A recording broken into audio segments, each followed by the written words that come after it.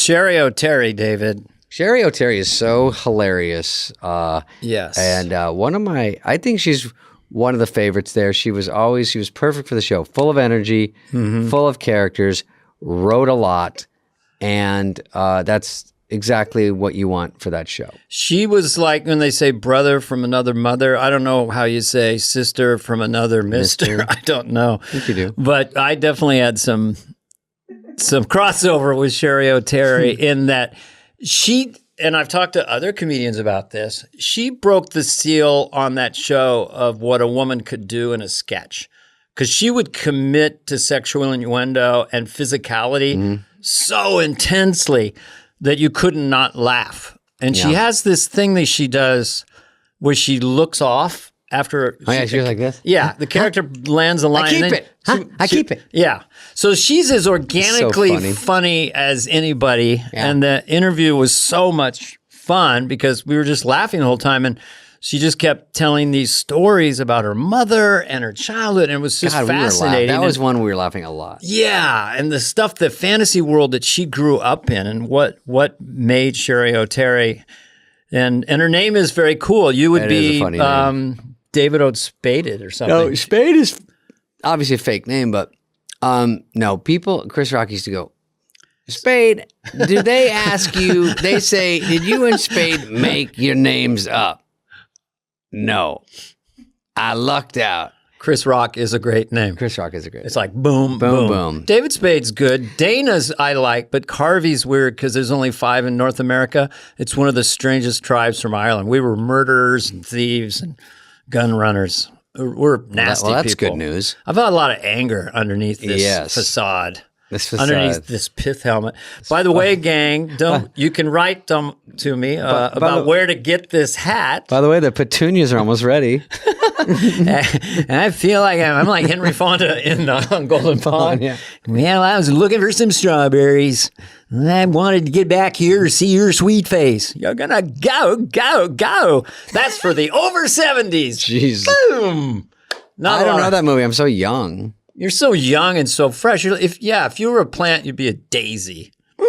Fresh. I'm grizzled. Sherry O'Terry. This is just. She looks up to Dana a lot too. A lot of people come on here do, especially. I get some nice compliments, but we have had a lot of incredible episodes. We love anyone who would dare come on our narcissist display. Yeah. But Sherry did stick out as someone who really, really made me laugh. So enjoy this one.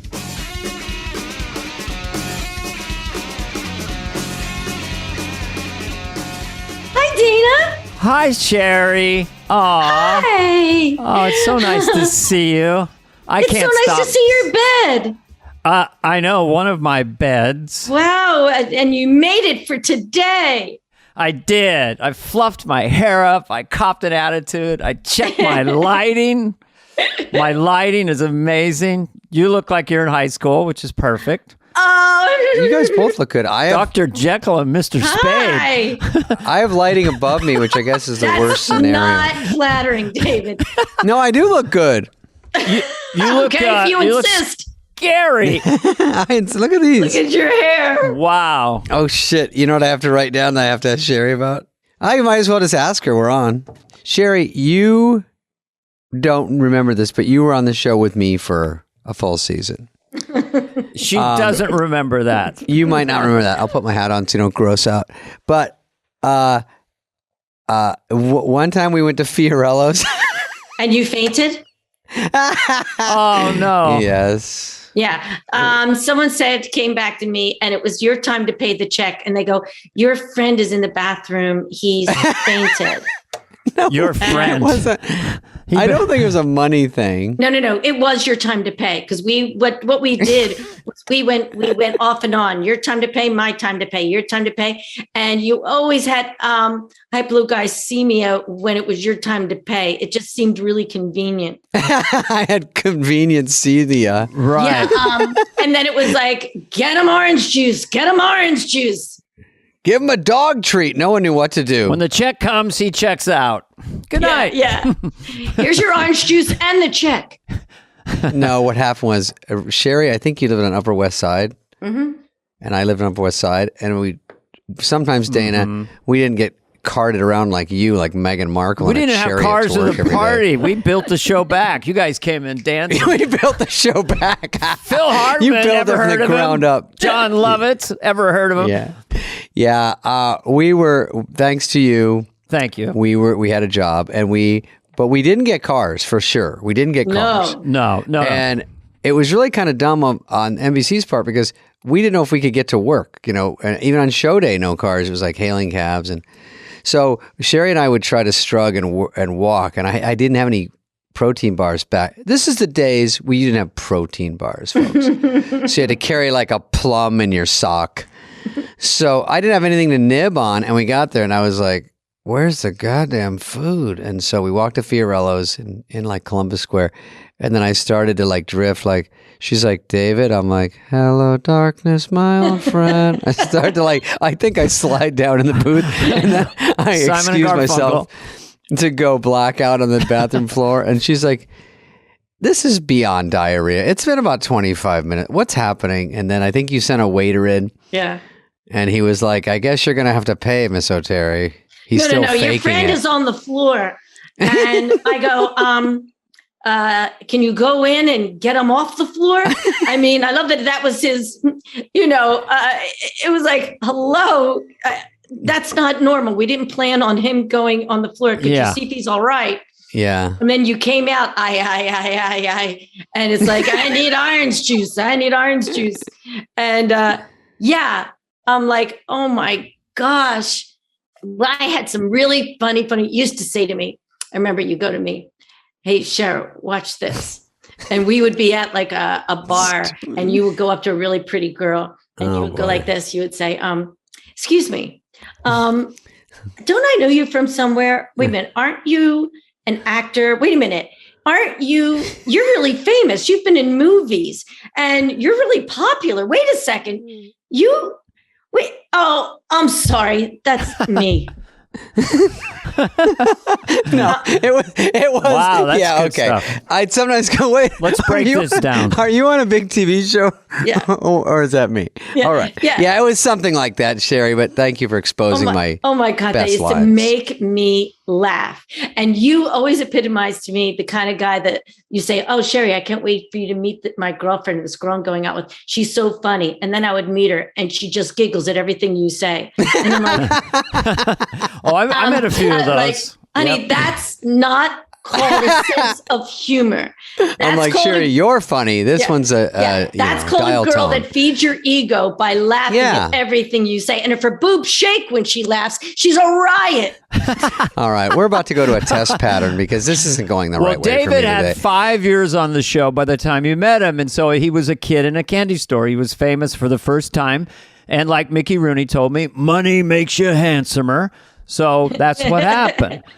But back to Sherry O'Terry, our guest today, superstar cast member of Saturday Night Live from 1995 to 2000. Go ahead.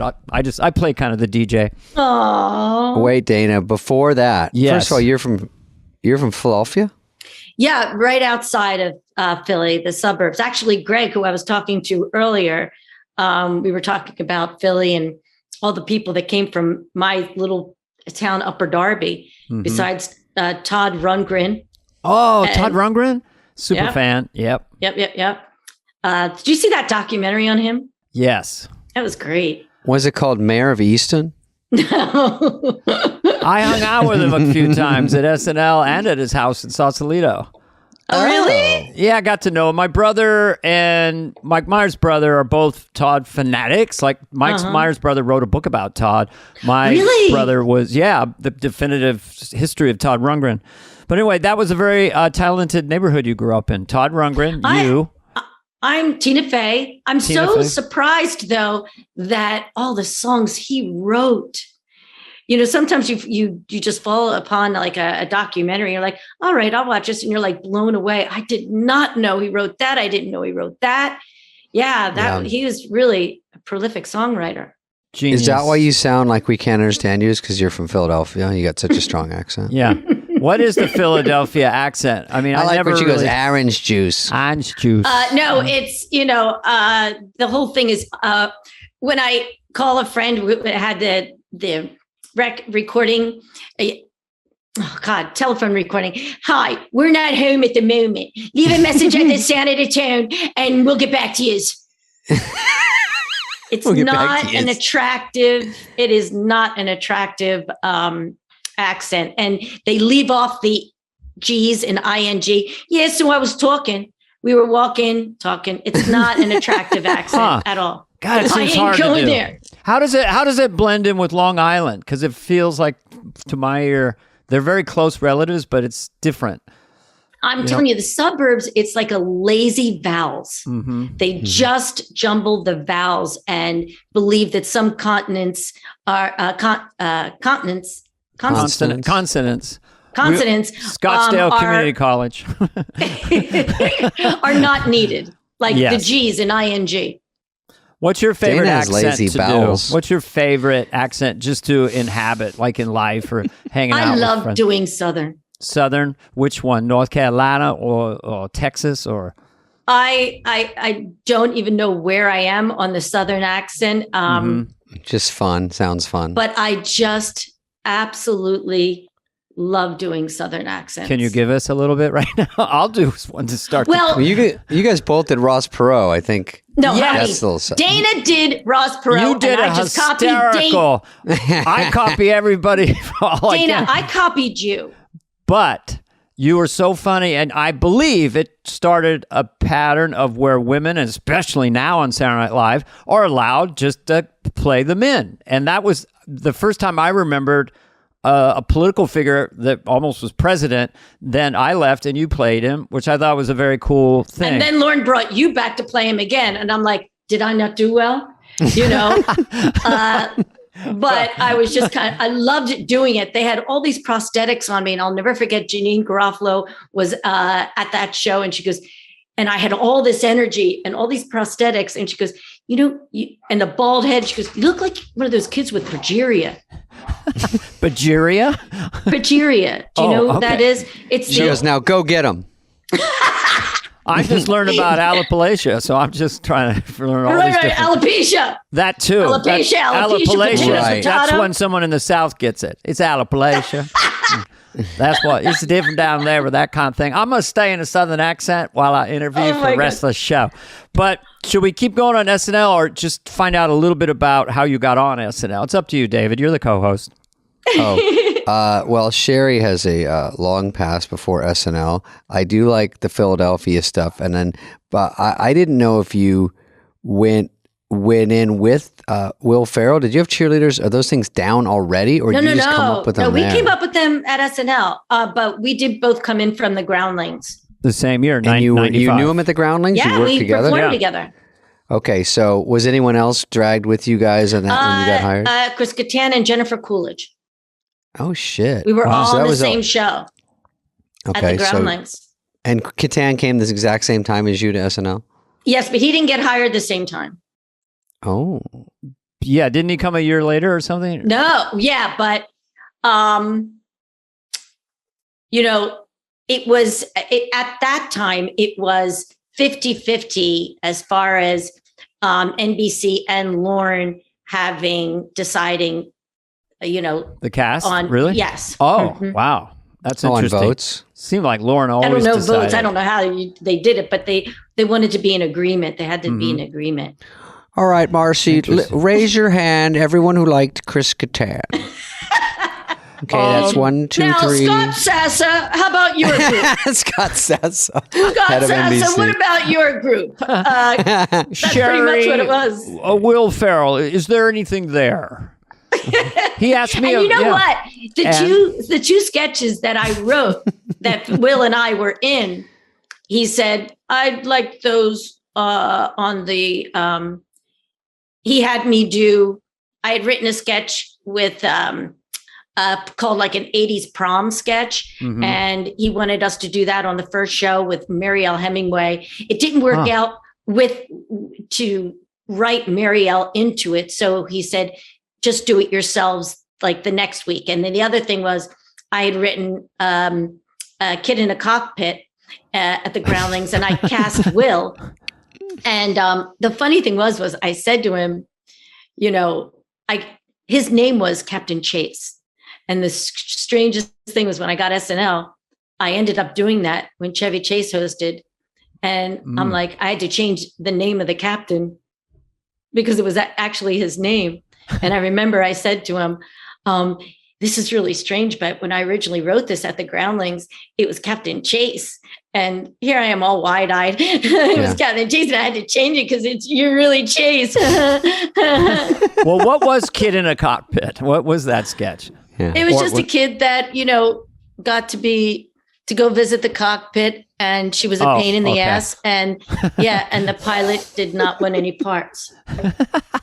Okay. Why is it so funny? All your characters are a pain in the ass, by the way. They're all none taken. No, that's pretty funny. I like, where there's footballs in my yard, I keep it now. Which one is that? That's the Italian woman on the porch. It's every woman who polices the street in the neighborhood. It's so fucking hysterical. I used to laugh my ass off at that.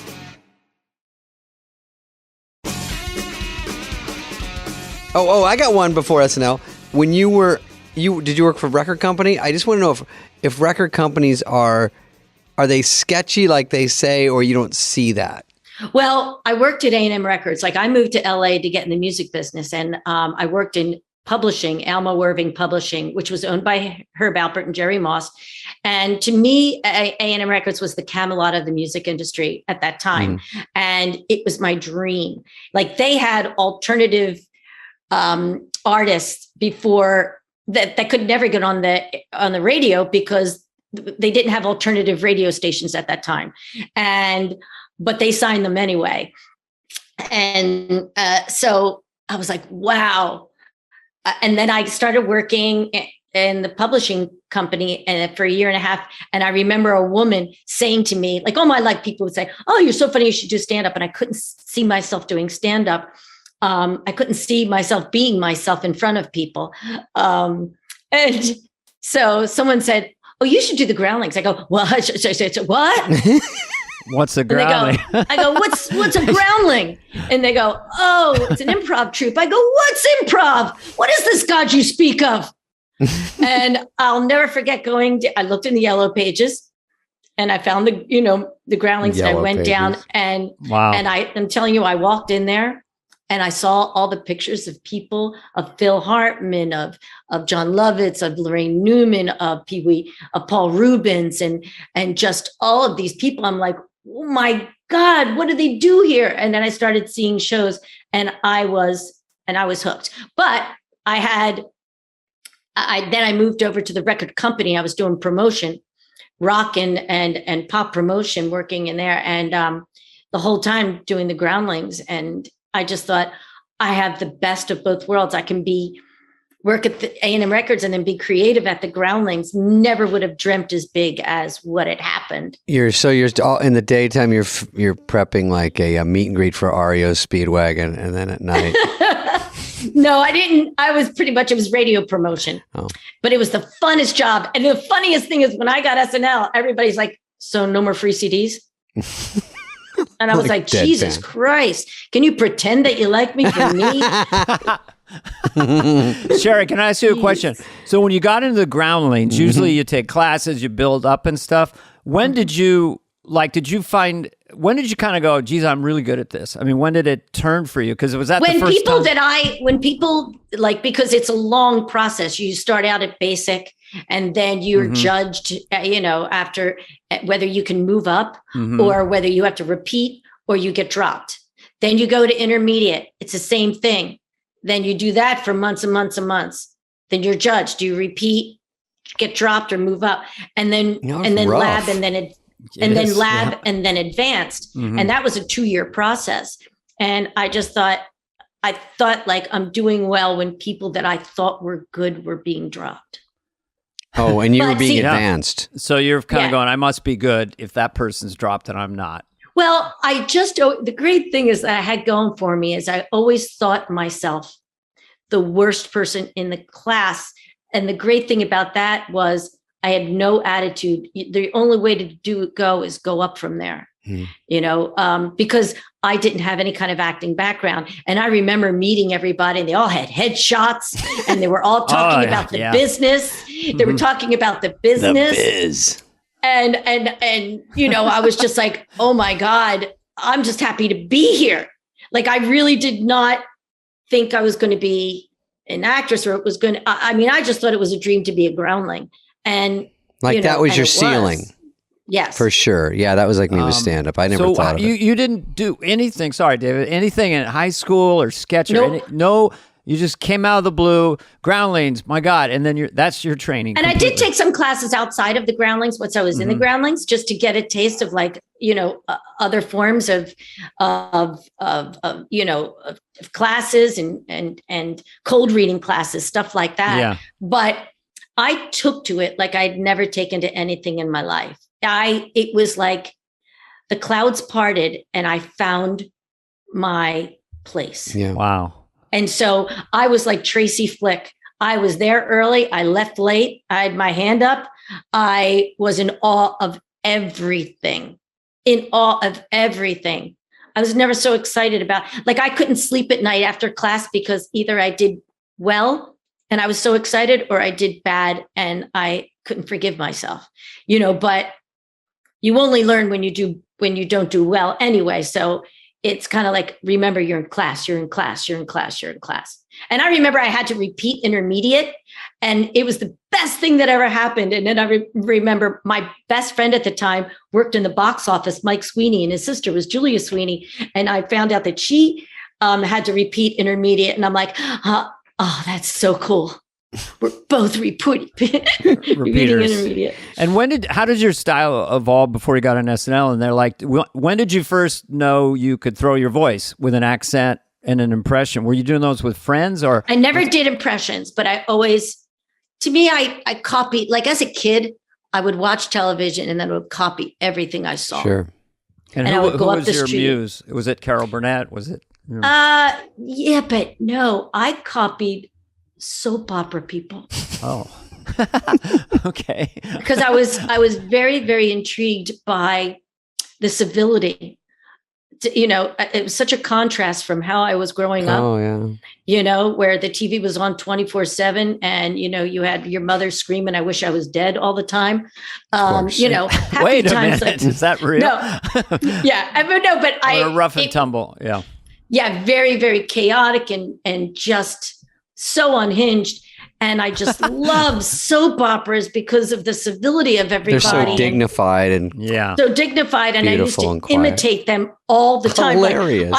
I would actually set up on our radiator a makeshift bar, because back then in the 70s, in the soap operas, they would come in and go straight to the bar. There was never a TV on in the soap operas, right? Yeah. And so I would make up a makeshift bar and have Kool-Aid in a vase that you could see through. That was my carafe. And then I would have ice and tongs to put. And then when my mother would walk in, I would stand the way the camera shots. You know how in soap operas, sort of open out. The camera comes in and then the person is talking to them from the back of them. Yeah. Mm-hmm. Like a rack focus. Kind of. Mm-hmm. Right. So my mother would come in and I go, "Oh, Mother, you startled me. I didn't hear you come in." Mother, you startled me. Yeah. And she would go like this: "Who the fuck left the door open with the air conditioner on?" And I would go like this in my mind: "Cut." God, so your survival mechanism was to almost live inside a soap opera with actual. Funny. I lived inside, and no one knew what I was doing. It was really crazy just kid. myself. And then I would watch like Little House on the Prairie. Yeah. I'd go upstairs, put my hair in plaits, in braids, and then get on my prairie pajamas, and I would come down, and my mom would be in the kitchen. I go, "Ma, when's Pa coming?" And she goes, "What?" I go, "When's Pa coming home?" And she goes, "I don't know, but you better have fucking money." Cut! So it was like, because my dad didn't live with us. So it was like, whatever, and in my mind, I was constantly, cut! Because it wasn't going the way you wanted. It wasn't going like a TV show. You can't curse on TV. Yeah. And I'm just, and then I remember I would watch like, the Ten Commandments was just on the other night. Oh, the movie, the original, because it's Easter. Easter is coming. Easter, so they, and I used to live for the Ten Commandments. Yeah, and I would be watching it, and I'd go in the other room. My mom and her friend are smoking cigarettes and talking, and I would get a ladle and I would fill it with water and give it to my mom and say, "Mom, can you hand this to me?" And she's like, "What do you want, Sharon?" I go, "Could just hand it to me." And then my mom's friend would say, "Honey, I'll hand it to you." And I go, no. And my mom would go, I'll hand it to you. Just give it to me. So she would take it and then she would hand it to me. And I would drink it down really fast. And I go, "You are kind. I will dwell in this land." And she goes, "Dwell in the other room." Have you done a one-woman show about this relationship? It's too it's so good. And then my friend, I would say to my mom's friend, "You are strong. You stood up to the Malachite." And so you were kind of remember that from? Well, I just know the cadence. I actually read the Bible after I saw it when I was like 8 or something. I started reading the Bible after I saw it. Are you serious? Oh, yeah. I was just like, maybe this is true, man. This looks pretty real. I was like, I was like 7. It was like a documentary to me. Oh, I'm going to get to the bottom of this religions thing, and I'm going to open the book. He's like, "Is the Bible a real thing?" Yeah. And then he goes, "Oh, there is one at the library. Let me delve into this a little bit." Dana, that's adorable. And years later, just a flash, which I want to ask you too. I'm with Charlton Heston on SNL, and Lawrence wants to get him to do Church Lady with Moses, and he didn't want to do it. We're kind of pressured. I didn't want to pressure him, but he goes, "Just isn't." Oh my God, that would have been awesome. It's so surreal, those kind of things. But back to this, I just want to couch this for a second. So, your mother's, you probably love her. She's very aggressive. There's a lot of tension in the house. You escape into these shows and use 3-dimensional props to kind of become a part of these calming shows. The Ten Commandments. Yeah. Did you have a crush on Michael Landon? I was going to ask, because wasn't he sort of a teen idol in a way for a while? Yeah. No. Well, Little House on the Prairie. No, I mean, did I? I like the blind girl. I thought he was. David's like, what I could have done with that chick. She couldn't see that I'm not that cute. I would just tell her I was. Not with that lighting. Not with this lighting. Not with that lighting. You is so can't bad. see him, listeners, but David's got gothic kind of lighting on him. My hair looks cool, and no one believes me, and I don't care. I'm going to the We wall have great with this. hats. I got to get a You cool have a hat on. Well, because I on. was throwing you guys off because there was so much shade on my face and lighting. It looked crazy. So, Sherry, this is so interesting. I'm just so, when I think about you as a performer, just the word that comes in is committed. As a woman? Well, as a woman, that's a whole other, that'll be our second hour. We'll delve into your sexuality and everything, No, you're very attractive. I don't do questions myself. Sumi and we adore you. But were you as committed? I mean, you're so committed. You're watching these shows, little kid, you got props and you're talking like biblical characters to your mom. What the fuck are you doing? I love you, mother. How did this inform you as a performer? I mean, obviously you developed an ear and you were theatrical, but you'd never done anything official till you go into Groundlings. And then how many years into that were you in the main company and ready for SNL? How long did it take you? I did 2 years of classes and then 2 years in the Sunday company, writing and performing every Sunday. And then I got into the main company. I was in the main company for 1.5 years. And I would say that SNL was my first job. Wow. And you were prepped enough, right? Because you were doing pretty much exactly SNL, pretty much. Yeah. I mean, I just kept the same kind of writing and just, just kept, I learned the difference between theater and television. I remember writing something in the Groundlings that did really well, but it died. And I remember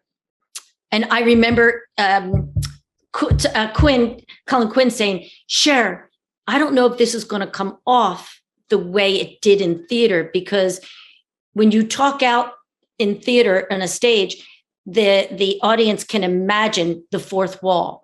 If you do it on television, you just look crazy if you're talking out. You know what I'm saying?" And gotcha. I did not know the difference between that.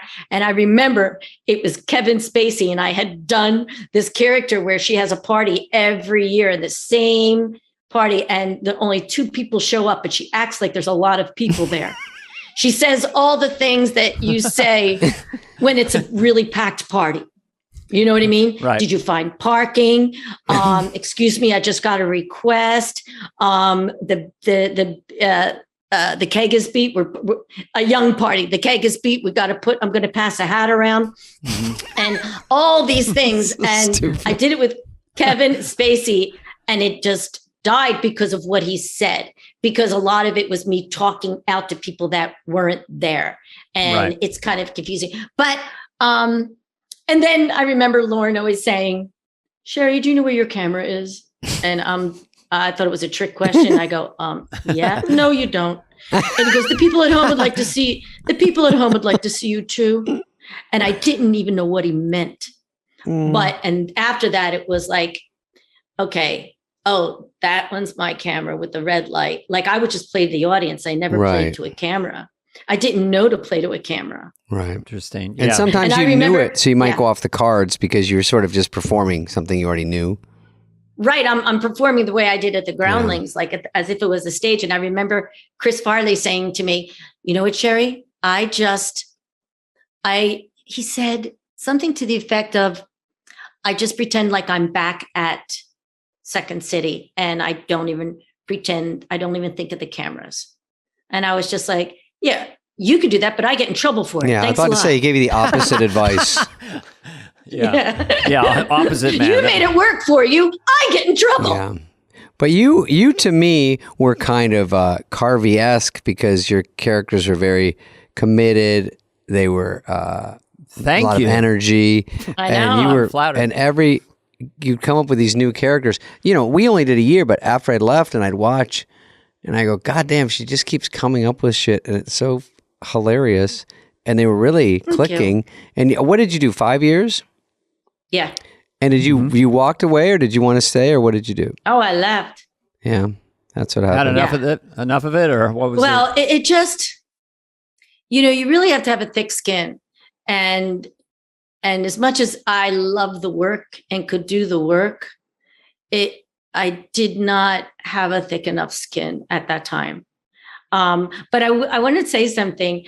I remember my first year, I was well into it, I think. And I got a phone call and they go, Sherry, Dennis Miller's on the phone. And I had never had anybody famous call me or anything like that. And I was like, people famous don't just call other people, And then the funny thing was he had no idea of this, but his Off-White album, when I was in Philadelphia, I had it memorized.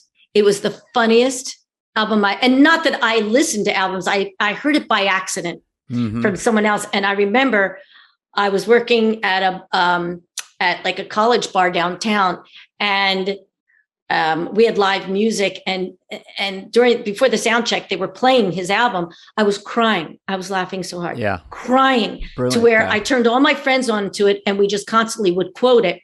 And then here he's calling me, and I'm like, I pick up the phone. And he goes, like, he has no idea that I know that album by heart. Yeah. And it always sounds like such bullshit when you say, oh, I'm such a fan. Right. You know what I mean? And then he goes, this is what he said to me, Sherry, I just want to say, you got commitment like Carvey. Wow. And I'm going to tell you, I was so flattered because Dana, like, I always related to you and the characters that you did, like, and your ability and your commitment.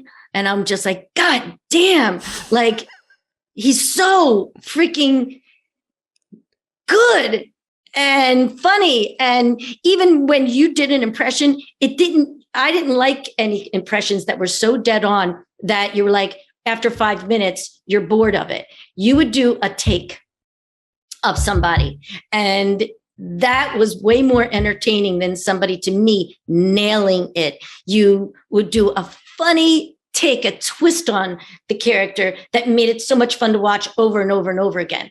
And then when Dennis said, you've got commitment like Carvey, I tell you, I know I cried because, first of all, he has, and then I started saying to him, You Don't Know, the Off-White album. And then I started quoting it. And, I think he was like, oh, that's nice. That's nice. Wait a minute, what? And I was quoting it. That's exactly how, people ask me, what do you say to a celebrity? And I said, find something very specific to say to them. Besides, I'm such a fan. And that, Dana, is what I learned about doing when Lorne, the best thing that he ever did was make me do Barbara Walters, because I remember I kept saying, no, I don't do impressions. And then when I knew I didn't have a choice, I started listening and watching her over and over again. And not just her cadence and the way she spoke, but she had a style. And what she would always do is when she would interview people, she would give them 3 specific compliments. Specific. Because when you're specific, a person feels heard. It's not just, you're so talented. Yeah. It is when you did this, when you did that, and then all of a sudden that person opens up, they feel safe, they feel respected and seen. And then she can go into, now why the porn? But she just knew how to make somebody lay on their back and expose their stomachs so that she could go in and kick him in the nuts. Yeah, always looking for that angle and to get them to cry. Yeah. That was it's like a dog. Let me pet your belly. Oh, look at that belly. Gay. In the nuts. Nut shot. Nut shot. How were you, just for a second, about, having a thick skin? And by the way, everything you said about me is greatly appreciated. That's so sweet. And I want to go down a list of your characters, which are brilliant and intense.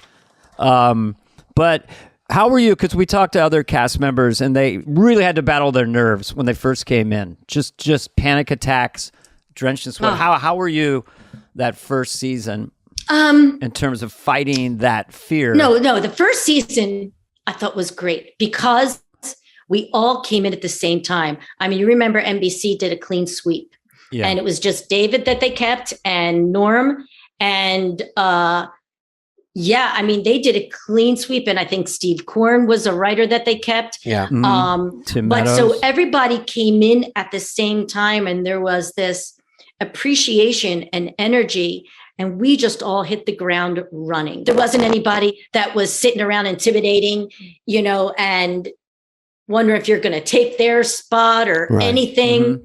You know what I mean? It was just like, we all came in appreciative. And so my first year was not difficult. I just kept doing what I did at the Groundlings. And Sherry, wasn't it kind of like you were all at the starting blocks together instead of, like I came in and Mike Myers is already way ahead of me. Dana's way up there. So you're really just trying to. We were starting first grade at the same time. Yeah, that's cool. Yeah, that does create a different vibe. I had that with Phil and Jan and Kevin. It was a beautiful vibe. It was like we were wide-eyed and so appreciative and all nervous. We didn't know to be scared.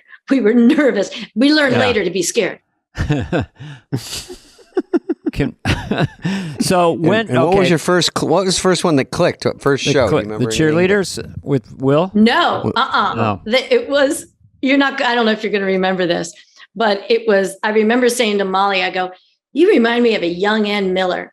And then I said, I remember this sketch. I remember her doing Ann Miller. And then she's like, I go, and cable had just started coming out, people doing cable shows. And I'm like, it wouldn't be funny if we had these 2 older, women who now have a cable show, but they still had that same mentality of when they were in, and you were Debbie Reynolds, maybe, right? I was Debbie Reynolds. It was called Leg Up. And it was on the very first show.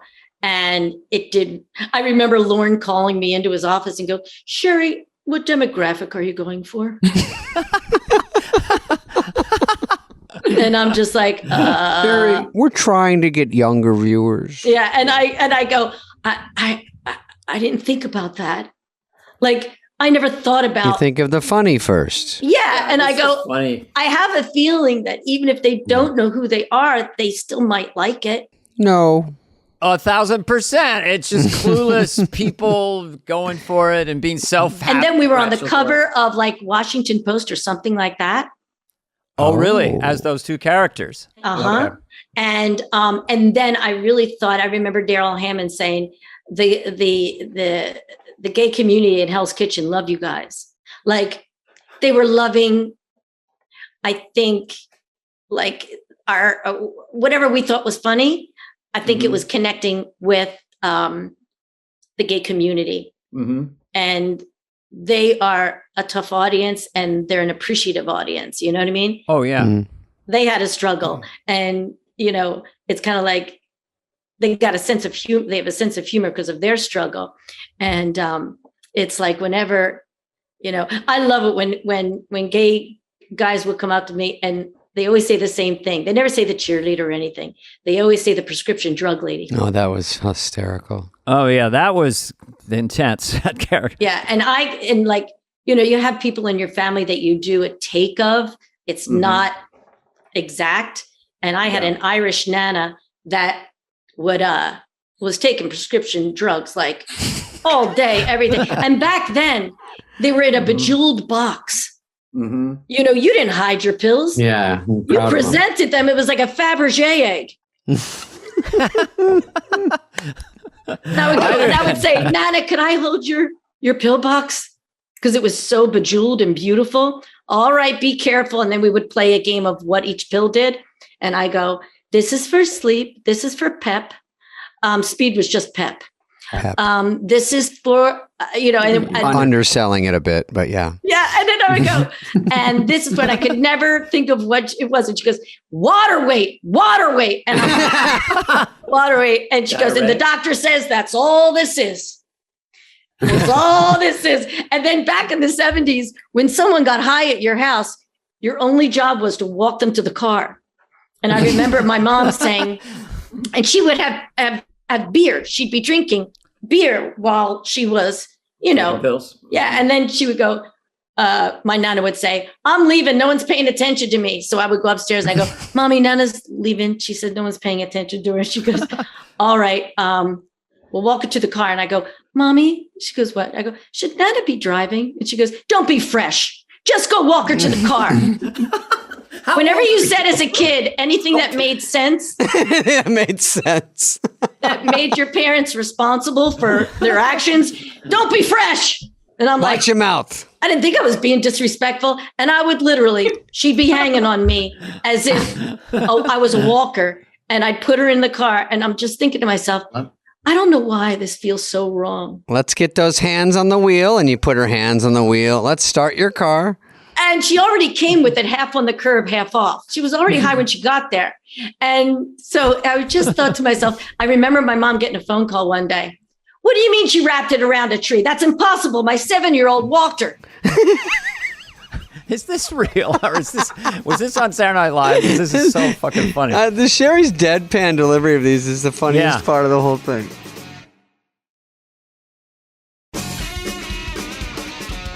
No, but I think like all those things stuck in my head. Of course. Because you think, why am I thinking this?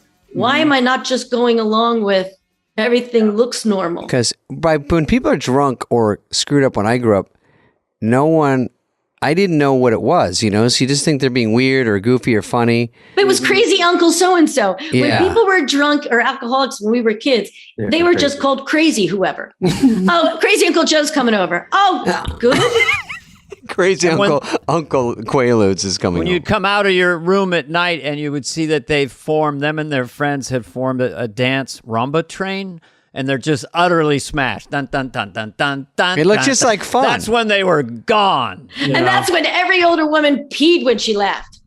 Because the dance rumba train? No, I remember my Nana, she peed when she laughed. And it was like, great. Like, I just thought to myself. So like, she's wets herself. She's stumbling and slurry. And you're just guiding her to a 2,000-pound automobile full of gasoline. Yeah, but it was all water weight, Dana.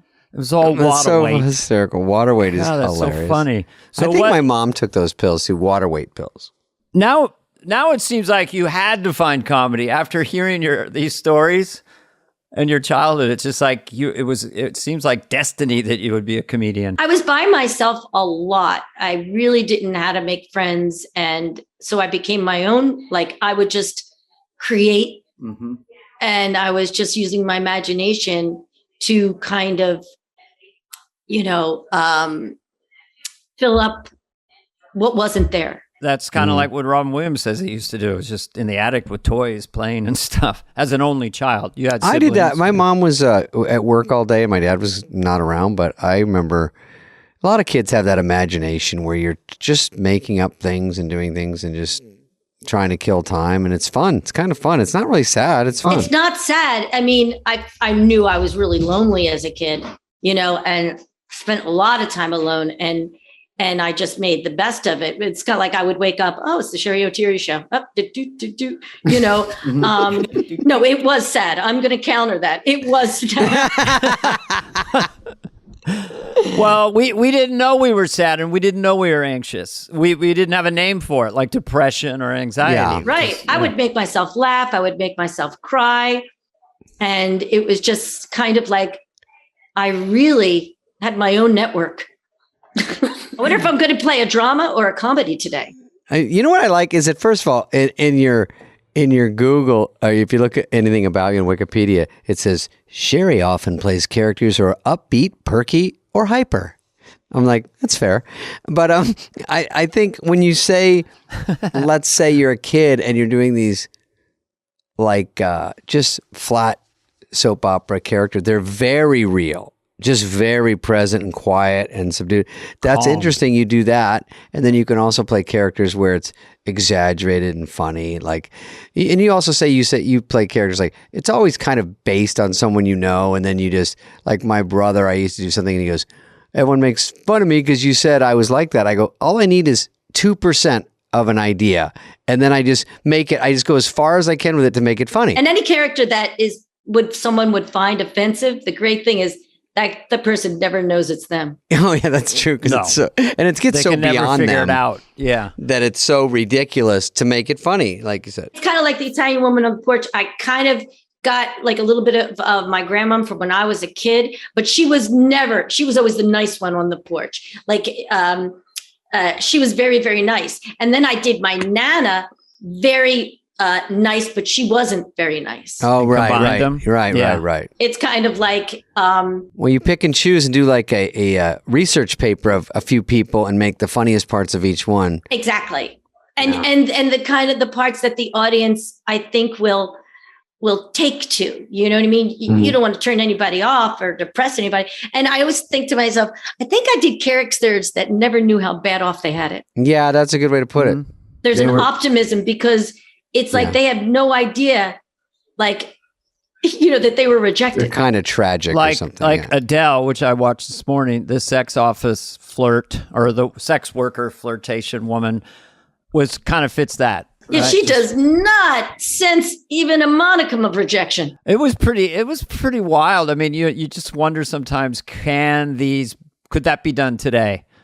That character, just for just because it was intense. I mean, but it's so ridiculous that I think, and it being a woman makes it, I think, a little easier for the audience to digest. Because when I remember, I said it to Chris Parnell for like 2 years. I go, Chris, you should do this character because Chris was so sweet but boy did he do innuendo. Like I'd be like, Chris, can you hand me a pencil? Oh, I'll hand you a pencil. And I'm like, geez, Chris, like you can find sex anywhere, like in anything. And it just made me always think of that because he was a very serious, nice, wonderful, and yet he had that side of him that wasn't even offensive or salacious. It was just, you just noticed it and you just kind of like pretended, okay,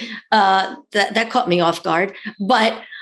And then I thought to myself, wouldn't it be funny if then, because when the person doesn't react to innuendo or a sexual thing, then you explain it to them as if that's why they didn't react to it.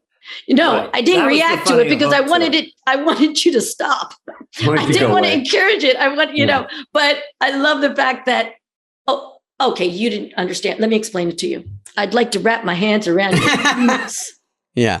This pencil is like a penis. Yes. And it was forward thinking because Sherry, it was a you woman. did Dana, Yes. I used to be on a show called Just Shoot Me while you were out, doing whatever you were doing. Having fun. I did a guest spot on that. That's right. But I didn't get an Emmy nomination like someone I know. Oh, boy. We have 2 Just Shoot Me scores. I mean, talk about come in and score. Sherry and Dana. And Dana, you should have. And Sherry, you did. Sherry was better. But tell everybody, you were an assistant to, was it Maya? Yes. And, she was awful, but, I got to tell you that experience to me, when I did that show, I just thought to myself, oh my God, this is a cakewalk. Mm-hmm. Like, I just thought that was the first sitcom I did. And I was just like, my God, no matter what, you're going to be written for. Yeah. That's what I thought when I got there. Yeah. I mean, no matter what, you're not going to get cut at the end of the week, no matter what. You come in at 10 and you leave at 3. What in the world? I know. Like, this is heaven. And then it's like, Miss O'Teary, what would you like in your omelet? Get the fuck away from me. Like, I'm like, what's your angle? What's your play here? What do you want? Yeah. Yeah. I'm telling you, Sherry, that was when I got there, and I just come from the hardest place like you did. And then everyone's pulling for you and going, do you have enough jokes today? And I'm like, are you writing for me? And then they go, if you want to add jokes. So they're giving me jokes and then saying, add some if you want. And it was a very nice feel. Not that Saturday Night Live was. Saturday Night Live is what it is. But then you go, oh, I just got through boot camp and this is easier. Like, you just can't believe that you're being written for. Yeah. You can't believe it. Like, it was too, when I got hired, when Lauren said, we'd want you to continue writing, I felt so flattered. I was like so honored and flattered, and what I didn't realize was like, oh, no, honey, you have to write if you want to be on the show. Yeah. Were you a writer performer, or I was a feature player writer? What were you when you came on? Writer performer. And you had a writer's credit as well? No, I didn't get paid. I didn't get a credit. Yeah. Dana didn't either. I'm not bitter. Oh, and honey, doing my best of DVD where I don't make a cent off of it, wow. And you wrote every sketch? Yeah, but I did get to, I'm sure there was other sketches written by other people, but it's predominantly stuff that I wrote. And I just thought to myself, wow, I wanted to be a part of it, but you don't. Someone's like, oh, I'm going to buy a few of your CDs. I go, oh, no, just buy one. I don't make any money off of it. You sign that away when you get the job. Sure. I was a writer, didn't make a lot, but it pays dividends later down the line. Plus, you're known as a writer. I thought that was a very proud moment to be a writer performer, but I didn't really want to write. I knew I'm going to write for myself no matter what, like Dana, like you. It was nice. I got a little extra. I didn't get much to be on. So. Right. And I was not cast very much at all either. Yeah. I was not cast. I wasn't cast in The Groundlings. I wasn't cast in SNL. And, and that trouble for me being cast follows me. And so that's why it's like, wait a minute, why am I treating life outside The Groundlings and SNL any different than it was within? I have to write for myself. Yeah. For whatever reason, I'm not really cast, maybe because I did a lot of characters. I don't know. Well, you did something in Grown Ups too, and then we were just talking this morning how it was you had a barrette in your hair. You had a crush on Sandler's character. Is that what it was? Yeah. From high school, and then you'd show up, and you were obsessed with him, kind of still. Yeah. And that was like something that might have been a little flatter with someone else, but you brought a lot to it and probably added to it. And just the way you performed it, it jumps out. Thank you. Well, I will say it was already on the page. And maybe because they knew it was you, it's easier to, No, honey, I auditioned for that 3 times. Oh, you did? They didn't know it was me. Listen to me, so jaded. They didn't know it was me. They didn't know. That's crazy. Well, and you, that was Dana. Part of the funny part was I think she had a barrette in her hair. She ran into Sandler at the store. Was he with his wife? No. But I was with my husband, Steve Buscemi. And she's kind of hitting on Adam because reliving that they used to date. And as if, and there I am being another character that has no sense of rejection. Yeah. And And he gave you a beret or something when you were little, and you still have it and you wear it every Yes, and I day. still wear it. Yeah, and he doesn't remember. It was great. Anyway, I love that. I like Just Shoot Me. I have one other question. Now, listen. When you met Lorne the first time, did you have to wait when you go in that office? Yeah, I believe no matter if you're 5 hours early, you're going to have to wait whenever an appointment is made. Because I remember Marcy saying, "Sherry, I think you should take a meeting with Lauren." And I go, "Okay, well, why?" And she goes, "You'd have to get to know him better. So you got to know each other." And I go, "God, that sounds, yeah," but you're intimidated, and and if you don't know what to say, you don't want to waste his time. And so I would go, "Okay." So I would go to Lyle. "Hey, Lyle, I'm going to make an appointment with Lauren." "Okay. How's like, why? 2 weeks?" 2 weeks. And I go, but I didn't. I'm like, wait a minute, he's here every night. And I go, okay, all right, 2 weeks it is. And then 2 weeks goes by, and now I'm getting a little more scared and scared. You know what I mean? Because it's building up. You could have just walked in the room and gone, "Hey, Lauren, how's it going?" Right. But it wasn't presented to me like that. And I was nervous and intimidated. And then it's time for our meeting. And I wait for 2 hours outside his office. And then I'm a wreck. Yeah. I'm like, 2 weeks. Now I'm waiting 2 hours. This wasn't even a meeting that it was my idea. By the way, he probably doesn't even know what the meeting's about either. No. And then finally, when I get in there, I'm like, I just didn't understand. I thought maybe he wanted to meet with me, but he didn't. And I didn't. So there was a lot of dead air. And then he goes, "Sherry, are the writers writing for you?" I go, "Yeah, not too much." "Well, Gilda used to bake cookies, if that helps." And I'm like, "It doesn't, but maybe I can give blowjobs. I'm not a baker." You said that to him? No, that was just me in my head. I wish I would have had that sense of humor. Funny. I was too scared to have a sense of humor. Something like a macadamia nut would be, Al Franken would eat the whole plate. Sorry, go ahead. But I was just, when I left, and I'm just thinking to myself, I feel like I just got kicked in the butt by Marcy. Like, he never wanted to meet with me. Maybe she was trying to help you by going, if you guys talked, but it turned into a whole thing and it turned into a whole disaster. Yeah, 2 weeks later, 2 hours later, and I'm like walking in with my legs shaking. I was like, my knees were knocking, and I had nothing prepared. You walked out going, "Lauren wants me to learn decoupage." I remember when it was Christmas, and I thought, what do you get Lauren? And I remember getting him, I would really, really think about what I would get him. And then one time I got him a how to juggle kit. Because it cracked me up. It made me laugh. And so after, I would always go, "Lauren, how's the juggling going? Is it getting easier, or are you getting the hang of it?" As if he ever opened the box, and it would just make me laugh, and it made him laugh, I think. No, I think that's very funny. The trick is starting with one ball and just going up and down for a while. You know what I do? I Don't go lose straight them, to and then I 3. use tennis balls, and then it just gets all. Sherry, maybe next Christmas a fire eating kit would be nice. Maybe a magic set.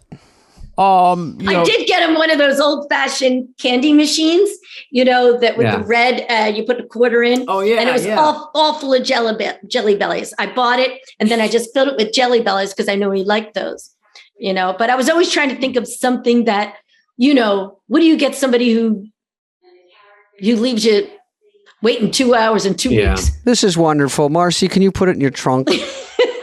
That's what I need. You could have got it for David because of the hypoglycemic thing. I need juice. I need juice. I was falling down right and left. It was. We found out later it was stress related. Anyway, Really? Sherry, I don't know. They couldn't trace it back to anything. Any shows you're working on? I'm like, I can't think of anything off the top of my head. All right. Well, anything left for Sherry? She's been hilariously My question wonderful. is just, how did you feel on the show when you had the morning latte talk show with Will? You had cheerleaders. There was a period in your 5 years where you were like, everyone was talking about you. I'll just say, Sherry O'Terry, have you seen her? She's, so funny. So did you get a little more relaxed during that time, or did people start to write for you a little more? Because you had a lot of hits. Never. No. I mean, once in a while I got lucky, like with The View. I didn't write The View. But and I was always, hey, do you want to know something funny? I just got asked, and this is something I did not write. I was asked to do, and I was so scared to do it. I don't know. I think Tina wrote it or something, but they're doing a documentary on Robin Bird. Oh, wow. The late night porn talk show host in New York. Yes. Public access. Yeah. I just remember thinking to myself, I'm watching, you see a talk show, you see this, and, a rerun of a Urkel or whatever, the news. And then that channel would pop up. And I'm like, is this allowed? Like, this was wild to me. Right. That was New York TV or something, because I was like shocked. Midnight or 2 a.m. or something. Yeah. And I just remember thinking to myself, this is wild. And they asked me to do it. And I'm like, I'm not wearing a crochet bikini. That's not going to happen. So I cheated and wore bike shorts with a crochet top with the boobs already in it.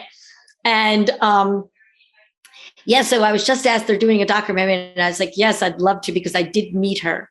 And wow. Yes. Yeah, it was pretty cool. But I would say, that's something I didn't write. And I was like, okay, that's pretty cool. And Morning Latte, one summer I just watched every morning show, and I wanted to do a talk show so bad, but I didn't know what the hook would be. And that was my favorite sketch to do, was Morning Latte. Not that it was like, the biggest hit or anything, but because I loved playing these ill-informed, confident characters, like so ill-informed, yet it doesn't throw them off at all. Cocky idiots. Yeah. Cocky idiots is always a great area to be. But I don't even think they were cocky. There was an innocence about them.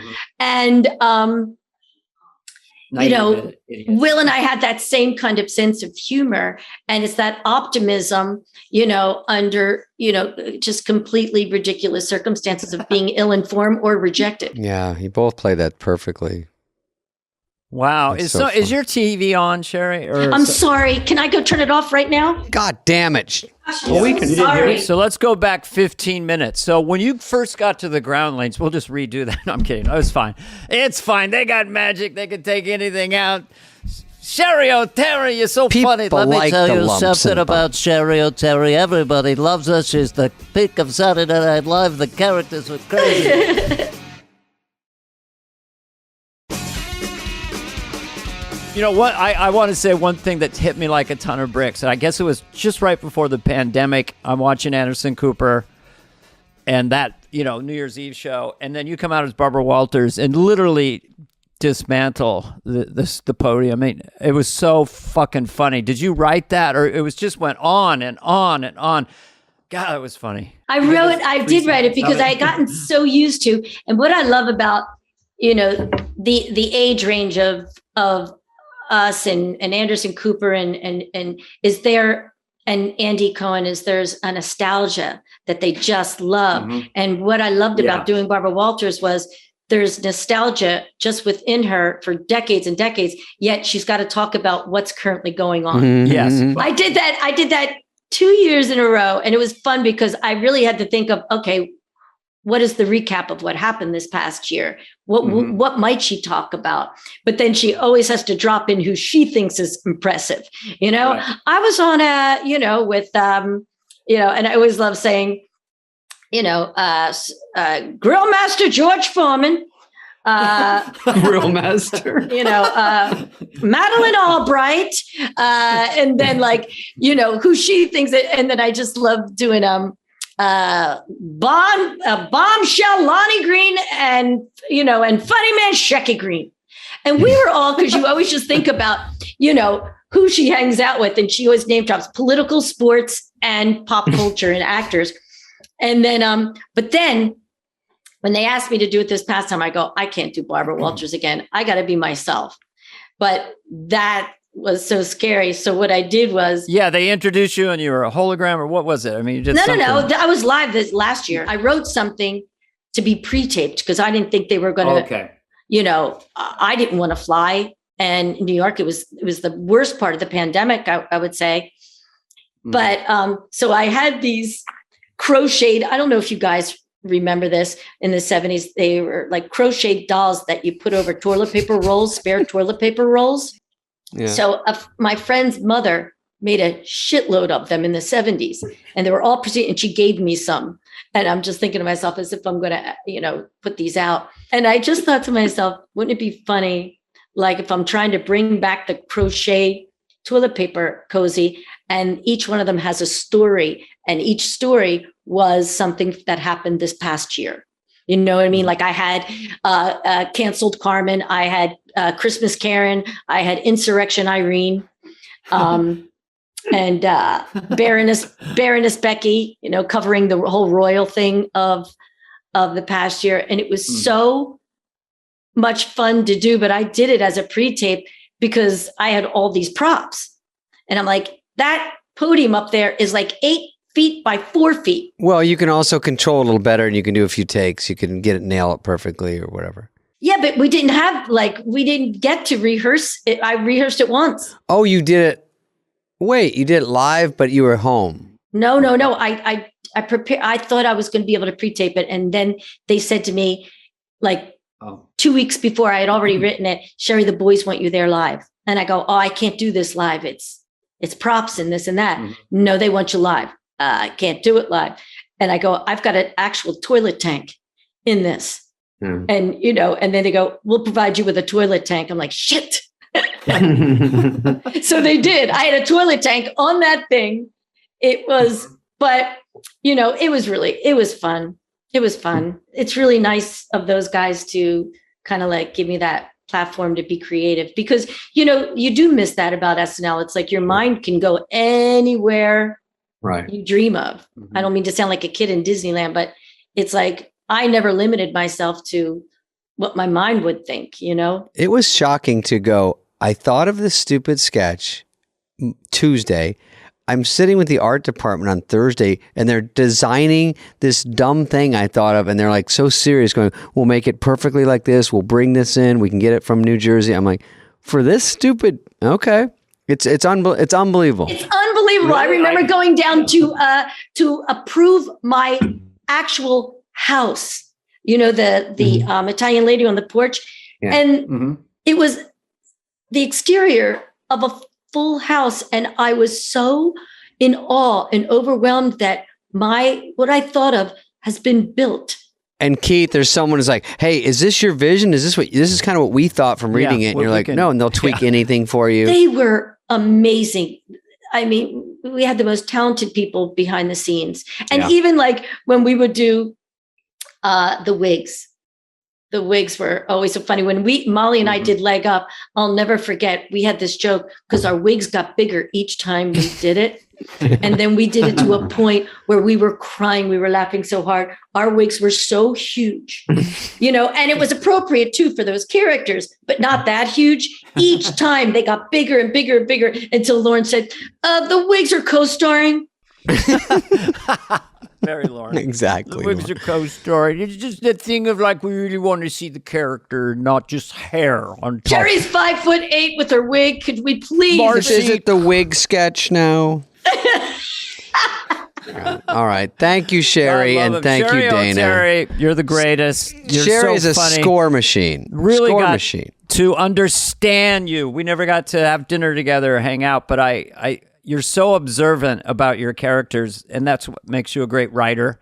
And you tease everything out. So yeah, we're like, sister, brother from another mother. So just appreciate you, girl. All right. I love you guys. Bye, Sherry. Love you guys. Love you, David. Miss you, Dana. Hey, what's up, flies? What's up, fleas? What's up, people that listen? We want to hear from you and your dumb questions. Questions, ask us anything you want. You can email us at flyonthewall@cadence13.com. Now, one more question. And then Dana gets to eat one of his 4 protein bars I brought for him. I feel sick. These are just candy bars dressed up good. as health bars. This is not something you should eat too much of. We're going to talk later. We're going to talk later. May cause diarrhea in an hour, but for sure will in 2 hours. Okay. I would like you to write down what you eat in a given week, and let's get that GI problem you have. You have a lower GI problem. I can tell by looking at you. Why? And you need a liquid IV. Well, look at your posture. You're all pent up in there. You've got a little pooch. Come on, let's talk later. What are we talking about? Look, I'm a health nut. Why do I want to help you. I don't look bad, do I? Jesus Christ. Heather. I'm joking. I'm a comedian. Heather, get the elevator ready. Don't put me in the elevator. Not like last week. Lock. Don't put me in the The elevator. elevator's about I swear to 120 God. degrees. I don't want to be in any elevator. This is Okay, Henry we- Fonda. we See, have now one more I'm question. doing it better. No, I like it. Fuck. It's too late. Too That's late. the You did it story of once. my life. Okay, we have a question from Charlotte Mars. Hi, boys. Charlotte Mars. Hello. Why, you're a dessert for the eyes. You're a tall drink of water. I'm Charlotte Mars, and I have a question for you boys. Go ahead, David. She says, hi, boys. If you had to swap places with each other and star in one of the other's movies, which would you pick? Charlotte from England. From England. You can hear this dog Charlotte shit in England? Moorish. That's People awesome. are God. I wouldn't have worn this goofy hat if I knew we were over in Europe. If you'd like to do a character in the movie of David, what would it be? Is that hat all the rage? Why do you wear costumes? You look silly. You're never going to get a lass to fancy you. I would probably steal Dana and... I know. It's a perfect swap. Yeah, what we do? You would do Garth because you wouldn't even need to wear a wig. You had the long blonde hair and boyish face. Can I see the teeth? No. Say pretty unween. Pretty unwee. And I would do Joe Dirt.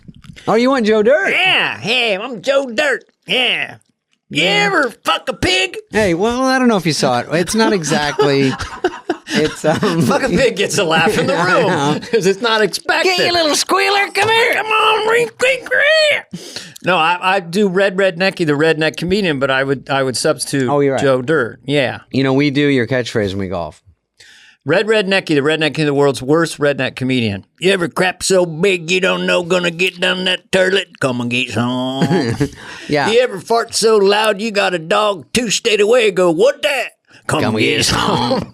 We do So say when come you and hit get it, some. you make a putt, you go, come and get some. We go, come and get some. How do I make T-shirts? That's my best catchphrase. No way. I seriously think "come and get some." We do because need it's merch. positive. It's not negative. Like, You but could have what it on was a- Joe Dirt's catchphrase? Oh, life's a garden, David. How would he say it? Well, Come on, he would say what's crapping. What's crap? Kind of like What's crapping?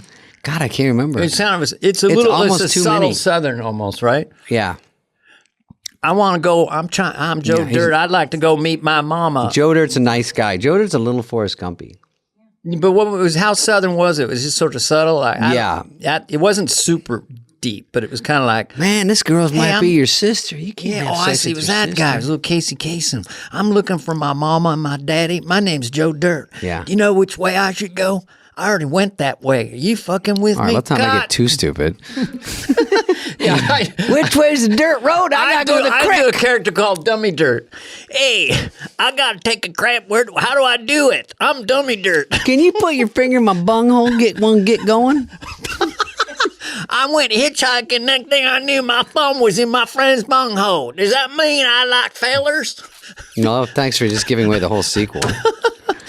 Well, that's it. So Well, we'll thank go you, out blue and England, we'll- for getting us letting canceled. us ruin our reputations I'd over just there. like to say we got to start up our nuclear power plants Michael Caine, in Michael England. Do it. Michael Caine. This end of this podcast is not Betty's best. The hat's too funny. It doesn't make any sense. He's changing his costumes every 2 minutes. Costumes. The whole thing's gone to crap. And I wouldn't listen to it another time if I were you. And a fly on the wall is not what it's about. I'm Michael Caine. I'm 111. Is he still around? Of course. Is he? Yeah, he is. He's good. Why? Are you offering me a movie? It's a yes. He does a lot of movies. Okay, thanks for coming, guys. Thanks. I gotta run. Thanks for coming. I'm going to stick around give me and, 3 and steps. check out the elevator of the mansion.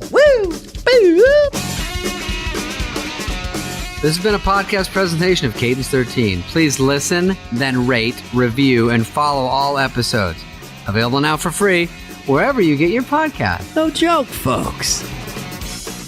Fly on the Wall has been a presentation of Cadence 13, executive produced by Dana Carvey and David Spade, Chris Corcoran of Cadence 13, and Charlie Finan of Brillstein Entertainment.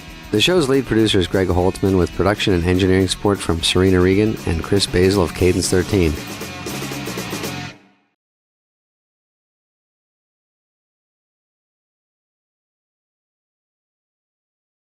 Hey, David, how's it going? What day of the week is it?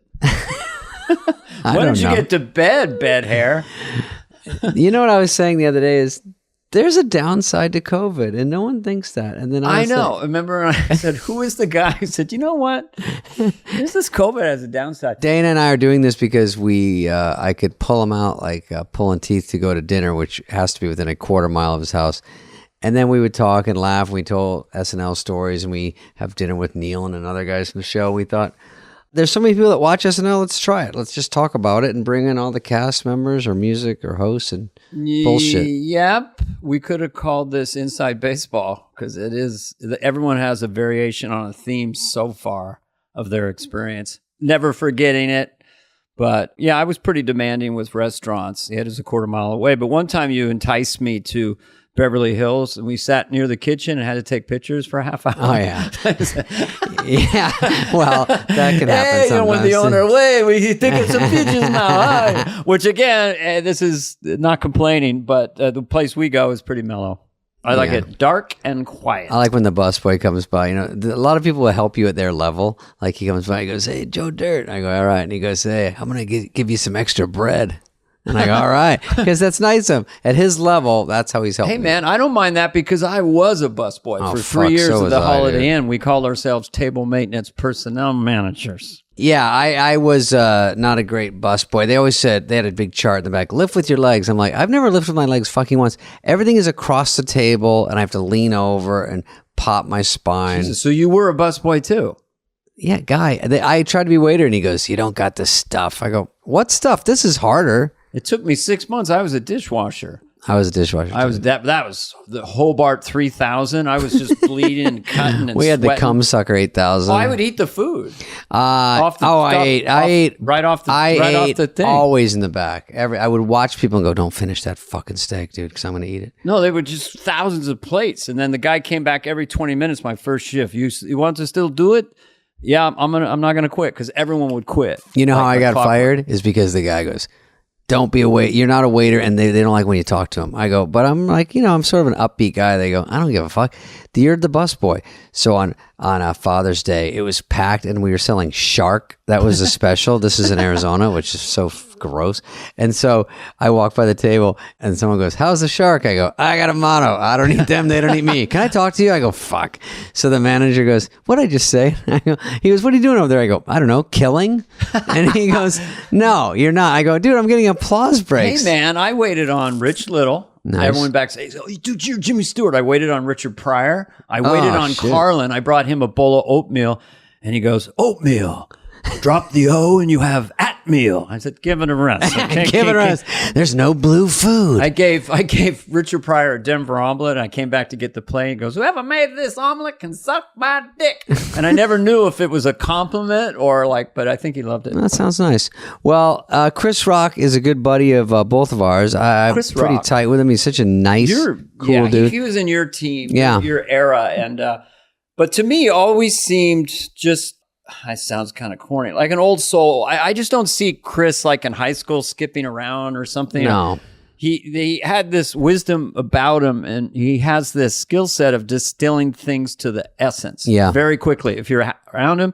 And he gave me an incredible compliment once because I was at 93. I said, "Well, I guess I'm going to leave the show." And he goes, "Leave the show? They're going to have to get like 5 guys to replace you." Yeah. It's such a sweet thing, but that was my experience. He's a smart guy. He's very nice down deep. He's not like a cool Insensitive. super. Yeah, and he I think he's an honest guy, and we talked to him. He's very honest. Just like, when he's off SNL and they ask about Lorne Michaels, and he says, "The man gave me a job." Yeah.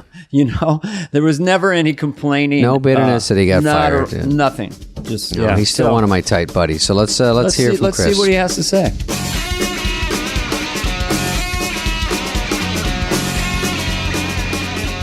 Hey, Rock, are you in that sweet pad I saw that was near where we ate? Yeah, I'm in that sweet pad. I told you, when I go on tour, you can borrow it. You can help me stay. I don't care. Rock said I could stay there. Hang on, Dana. I wet the bed, and so I said I shouldn't stay at his house because I'd feel embarrassed. You still wet the bed. I was a bed wetter. There's no way to get out of a wet bed with any dignity. What happened, dear? But anyway, we'll get to the childhood stuff in a minute. But Chris, on a day off for you, not a family day, but a Chris day. Like it's going to be totally off, no emails. You're going to have fun. Does that great Chris day include having to go on a podcast? Because you're performing. I love the lady, but I really love Spade. I know. Yeah. So you had to do it. Anything Rock and I for came Spade. in together. Yeah, thank you, Rock. Almost anything for Dana, but anything. No, but for you Spade. guys were the junior varsity who outdid the varsity. But we had a junior varsity team consisting of Farley, you, Sandler, Schneider, and David. I mean, it was an incredible junior varsity team that was being trained to take over when we left, in a way, right? No? It was, it's amazing that, Farley, like Kobe Bryant, came off the bench. People forget. Yeah. Oh, yeah. We do a whole show and we go, hey, how about this guy, Farley? Which is I don't even know why they hired us, because normally they bring in the new people when the old people are, gone. start not doing great. You guys were in rare form. I mean... That was the beginning of a 18, 20 person cast. When I came in, it was like basically 4 feature players, or there were 6 total. And that was the beginning. And now there's like 21. So it never went back to just 5 people being the cast right after that. No, I don't think so. Yeah. I went the other night and I couldn't believe how long the credit roll is. Yeah. Don Pardo's I was like, and Jimmy Al Roker. Fallon. Al Roker's on SNL? Like, I couldn't believe. It's like, how many people are in this cast? Mm-hmm. We started, it was just so people know, I came on at the end 4 shows of the previous season. So Rob Schneider and I got hired to write for 4 episodes. On those 4, Dice Clay was the host. We had a couple of good ones, Alec Baldwin's first show. And then when the summer came, we got picked up. And then that's when Rock and Farley came, right, Rock? Were you a full cast or were you a feature player? Me and Farley got brought on together. We were the new guys that year. Yeah. So we were In all sort of September. new together. Yeah. So we got close offices and we, Rock, who people don't know because he's tough on TV. So am I. I've come off like a hard-ass athlete. But Rock is a nice person, and I was sort of out of my element from Arizona, and we gravitated just because we were kind of in over our heads, like everyone is there, I guess, when they start. Yeah, I mean, well, they always had that thing. It was the stand-ups and the improv guys. Yeah. Yeah. And the improv guys were more technically prepared for the show. But the stand-up guys, because we write our own material and we live and die by the crowd, we were more, I thought, mentally prepared for the show. Like, because the show okay, the show it is killed or it didn't kill. Yeah. Like, we could, like the stand-ups, I thought, were less into the politics of who likes who and who's close with Downey and who's close with Lauren. That's like improv guys, because they're in a group think. And stand up like Sandler, to come from writing on the show and this by force of nature make himself the biggest cast member. Huge. Only star, a stand-up could do some crazy shit like that. Yeah. I think I caught on to Sandler. We always thought he's funny, but Chris, Dana, we all know great comedians that never pop or never make it. And I'm like, I watch a guy go, this guy's better than me, and I probably make more. You know what I mean? They're just, Right. They don't get discovered. And when you see Sandler, I think it was somewhere around Crazy Spoonhead where I'm like, this fucking guy does not run out of ideas. He does not stop, and he just fucking crushes. It's every week it was a new one. I'm like, God damn, this guy's got it. He would crawl around on all fours down the hallway. I'd be in my office and I'd hear a little knock, and he would come in so gently and so quietly. But he wanted me to introduce Opera Man because he'd done it once and they didn't So that from Update, somehow I introduced it and it was separate and he had a little stage. And that was the beginning. But when I first saw Sandler, his likability and charm, let's just talk about him for a sec. He'll hate if he hears it. Hey. Just sitting in a chair and leaning back. Hey, I mean, it was like, whoa, and the girls liked him. Let's face it. And then he's Adam Sandler. But he's the original Pete Davidson. He was... Yeah, Pete Davidson, great comic, but I am fascinated by who he has sex with. I mean, that's a big part of my life, following that thing. I was at the show. I guess I can say this without getting whatever. Let's go. And so, I'm at the Kim show. By the way, Kim was incredibly funny, right? Yeah. Great. And I'm just sitting backstage. I was like, who's it going to be? It's like, it's not me. It's not me. I'm like, she's probably met Blake Griffin already. I was like, maybe Pete. This might be it. Really? I mean, it's sort of pushed to the front because Colin Jost is married. It just sort of Like, gravitates. Colin's married. I was like, you'd be good though. No, I'm more of a Chloe guy. Oh. Well, the language starts like this. Aren't they're just friends? Plus, I'm friends with Kanye. That would have been too weird. Oh, yeah, that would have been too weird. But I have a they question about said him. they always say they're just friends. Then they say they enjoy each other's company. They're hanging out. You see the trajectory here. At first, I they're thought both lovely people, by the way. So Pete Davidson I wish is them well. Very charismatic as a person. I really see why women would like Pete. He's funny. He's cool. He's got a great voice. He's really tall too. It's like how many funny tall guys are? Tall trumps most things. Yeah. Most things. Rock, I have a question about when you did your first. Do you have like questions prepared? Did you guys actually? Yeah, Well, we care about you. My goal was for you not to be bored. Like, so you got an SNL and then Bring the Pain really blew up, right? Oh my God. You know what I mean? So I have questions for you that I'm actually curious, like as if we were hanging out. Yeah. But if you want us to ask about anything, let us know. I'll answer anything you I'm want. curious about ahead, if David. Rock felt if it was not fair, but I did one weekend update in my first 4 shows and it scared the fuck out of me. We all weren't really actors. We hadn't done much. So Rock's first show, they were so salivating over Rock to come in and do all these sketches they couldn't do that I remember, I think they overloaded you with so many, because there was here's the thing. a I got Confederate hired- sketch especially. Yes. Only reason I got SNL hadn't had a black cast member in like 9 years. Most people think I'm the black guy after Eddie. I'm actually the black guy after Damon Wayans. And Living Color was killing it at this point. And there was like a bunch of whatever SNL So White articles or whatever. And then I got hired. So yeah, there was like this immediate thing where like, you're going to do some Eddie Murphy stuff, right? I'm like, I don't do any impressions. They brush off all the That's old a Murphy lot of sketches. pressure. You know, the Eddie Murphy I don't type do stuff. Any impressions. I don't do any voices. You know what I mean? Like, I do what I do. I mean, but so yeah, I guess there was pressure. You have to do act and you have to look at cue cards and just being in one sketch, you're terrified all week, or I was, and you have to inch your way in. And you were like hosting that first time, because I remember you were in a lot of sketches. They're pulling you every which way. You have a million costume changes. And the scariest one was I was a soldier in the Confederate soldier. I don't know what the sketch was. You were the first black general I don't know. or something. Franken wrote it. Franken. And he was fucking no, roughing you no up. one should have to work with Franken the Never. first year on the show. Never.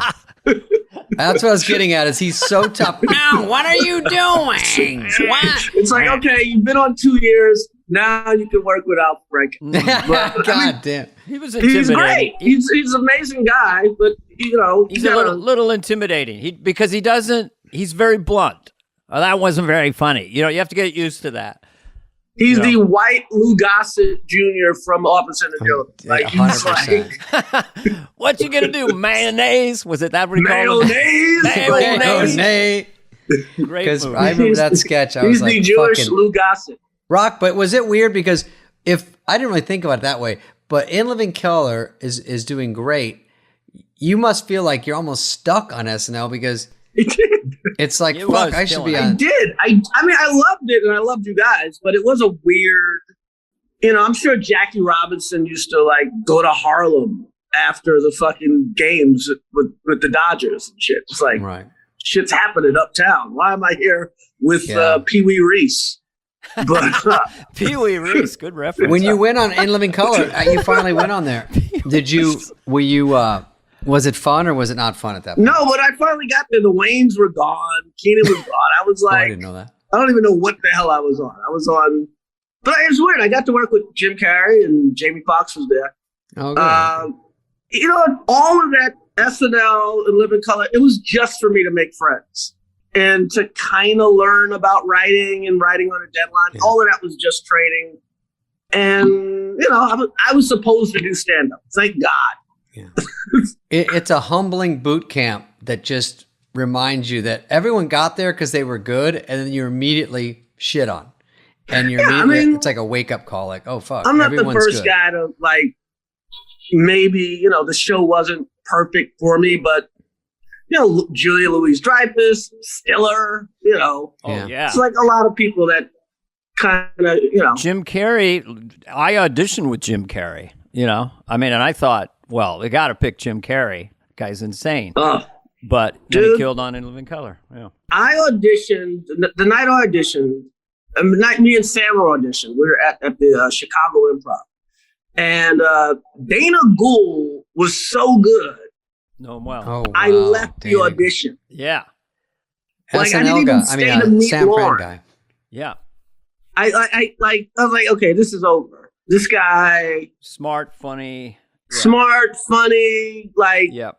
whatever. Like, this guy's so much better than me. I am out of my league.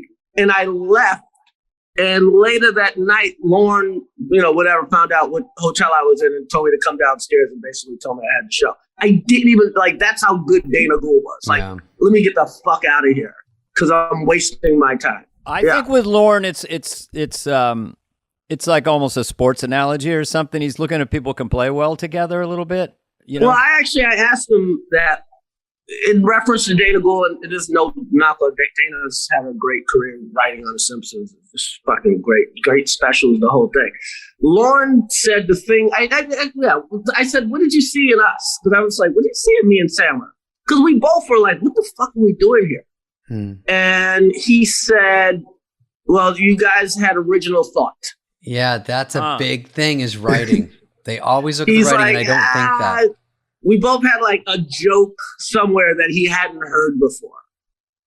And I love that. that's why he hired us. What would be like at that time? Didn't Sandler's have the thing about who's guarding Wilt Chamberlain? The Wilt Chamberlain thing's one of the greatest. Yeah. This, For people Pieces don't of comedy. do you want to That should be an NFT. explain that. it should be an NFT. that it was so original and so funny, but I want to know what your signature thing you might have had at that, or your that go-to, moment, your most surefire bit. I had a bit about going to an abortion rally to meet women that I knew were fucking. That I remember that. was pretty radical. That was That made me radical go. and in 1989, 90. yeah. It's like whoa. Well, Rock came with more hype than Sandler, I think. I think Rock, when I got there, everyone was telling me, pss, pss, pss. And I also heard a lot of hype about Farley. And then we knew Sandler from the Valley, so me, Schneider, and maybe Dennis, maybe Dana were helping, saying Sandler's funny. He came soon after. But it was weird. Like, first, you can tell if people had game, and sometimes you can just tell around the office, you can tell it read through, but I definitely was looking around that place going, everyone's great. When you go down to Smile, it was the Jack excellent Handy. school of comedy. Talk about original thoughts. Every Jack Handy sketch, I'm in read through going, you're fucking shitting me. I should quit the business. I don't even know what I'm doing. He would the weirdest ideas. Yeah. Hey, Well man, written. I remember Mike Myers, just shit that didn't get on. I still remember to this day. I'm like, what the fuck? I've mentioned to people, they ask me about, the greatest cast, whatever. And I mentioned specifically 90 to 93 because of there were too many cylinders firing. And you'd have a Toonce as the cat, or Myers do Sprockets, you do Nat X, David do this, Sandler, you guys were coming up and getting a fan following. I think those 3 years was like, sometimes I'd sit back and go, man, that show kicked ass. Because they got the overlap. They got you guys and we're coming up and it's crossing. And then you guys all leave and then it's just us. But yeah, we had Phil, we had Jan, we had, it's just like, that was a wild time. Yeah. Yeah, it was insane. I learned more there than I had learned, any other time in my life. And good people, Rock, you're friends with Kanye. Is he crazy? He's an eccentric guy, I do say eccentric because Kanye, I think, is so smart, like in maybe that Elon Musk way or something, because he's so good at what he does. Yeah, I mean, it makes you not fit in. With Kanye, I always go, is he worth it? And I was like, so far. As a friend or just as a just as an artist, it's like puts you through a lot, but you're like, okay, that record's pretty great. Hey, I love these sneakers. You know what I mean? Yeah. Is this true? And I love that if it is true, but I think he had a problem at SNL with a sketch or something, a music thing, obviously, and there was technical issues. He said, apparently, you don't understand, I'm Stanley Kubrick. So I thought, to me, Stanley Kubrick is like, Yeah, I mean, compared to the Bad Boys, he is Stanley Kubrick. But to reference, I'm Stanley Kubrick. Like, in the world of rap, yeah. That's an NTF. I'm Stanley Kubrick. Compared to Young MC, yes, he is fucking Stanley Kubrick. Well, my kids turned me on to hip hop and rap. Now I love it, but it took me a while. But now it's gone to porn rap, which is very interesting. Hey, porn's always interesting. It's gotta go. You gotta meet the two. They gotta meet at some point. It was inevitable. Yeah. It made total sense when it happened. Cardi B was on the Super Bowl commercial Mike and I did. Couldn't have been sweeter and just gentle, and I wasn't that familiar with her music, but meeting her and then hearing WAP, it's like, okay, I got it. You know what's really funny about Cardi B? A friend of mine's turned me on to her years ago, just from her Instagram feed, and I tried to get her a deal at Comedy Central to do a show, like a comedy show, because she's funny.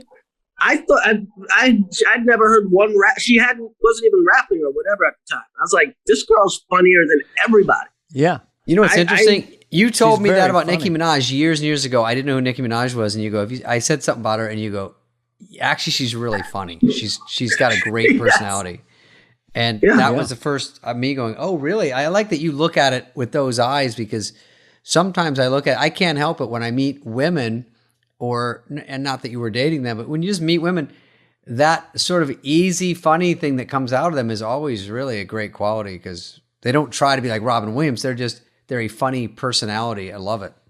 Well, you're a handsome guy, David, so you think you have a chance. I don't think I have a chance. You're the good-looking guy. Whenever we go out, they like Rock better. Okay. They always go, why aren't you Chris Rock? And I go, I can't be. Don't you get more handsome than ever, Chris? Don't you get that? Oh, thank you. It's not it's not like you're aging horribly. I'll just say that you're very We're great. all doing well. He looks cooler when he gets older. Yeah, if I lean back and have the mic here, I'm in good shape. The neck is not happy with this age, but this is pretty good. You lose volume in your face, and your face recedes into your skull. So you need glasses. This is something Jerry Seinfeld will do eventually. But shall I ask you kind of off the kilter question? Ask a question last night. Oh. Because I'm name dropping. Oh. Who did you have dinner with, you guys, last night? Seinfeld. Me, Jerry. Colin. Just what the fuck? Paul McCartney. Good. Jesus Christ. Guy O'Siri, Jimmy Fallon, JR. Did they shut down the restaurant or what the fuck? And Aziz Ansari. Which Cheesecake Factory? So Paul McCartney goes, I'd like something, a little sudsy on the top. And Jerry goes, I don't want exactly anything why I with did it. sons. Sorry, go ahead. I didn't like say that. that as a name drop. I was just feeding Dana. I Dana, love go down that. the line. I do Jerry Seinfeld as a serial killer because I don't think Jerry has two gears and Fallon does this one gear. But sometimes Jerry goes, when he did his president bit, someone wanting to be president, I think I'm just the right guy for that thing. I think I could do president too. He has that do-ba-do-do-do. So I do him as a serial killer. I'm just going to go in, cut your spleen, go down the liver and do the thing. Anyway, sorry. I could do Paul McCartney. Kills. Killed. Kills. Kills. So what do you the like? lady always kills. So when you're in that situation with those people, you just look at the table and kind of go, I belong, right? I mean, you're chill. I mean, you're in that situation. We're in that situation right now. We're all pretty accomplished. Us three. Yeah. Yeah. I mean, hey, nobody looks at Paul McCartney and goes, I should be here. how you doing, my equal? Nobody does that. But, you know, he's so, maybe, there's no one maybe like Jerry. But, Yeah. through lots of therapy, I can kind of relax doing But these things. McCartney seems like he likes to hang out with people. Funny people also get a pass. They like little court jesters around. I've been invited to shit out of mostly curiosity factor. They just go, Spade, go. Keep things moving. I'm like, beep, beep, boop, boop. You know what I mean? They like that you're going to say something funny. You're enough, David. You don't have to be a jester. You're enough. I just got the results back. I have to be, they told me. My therapist told me.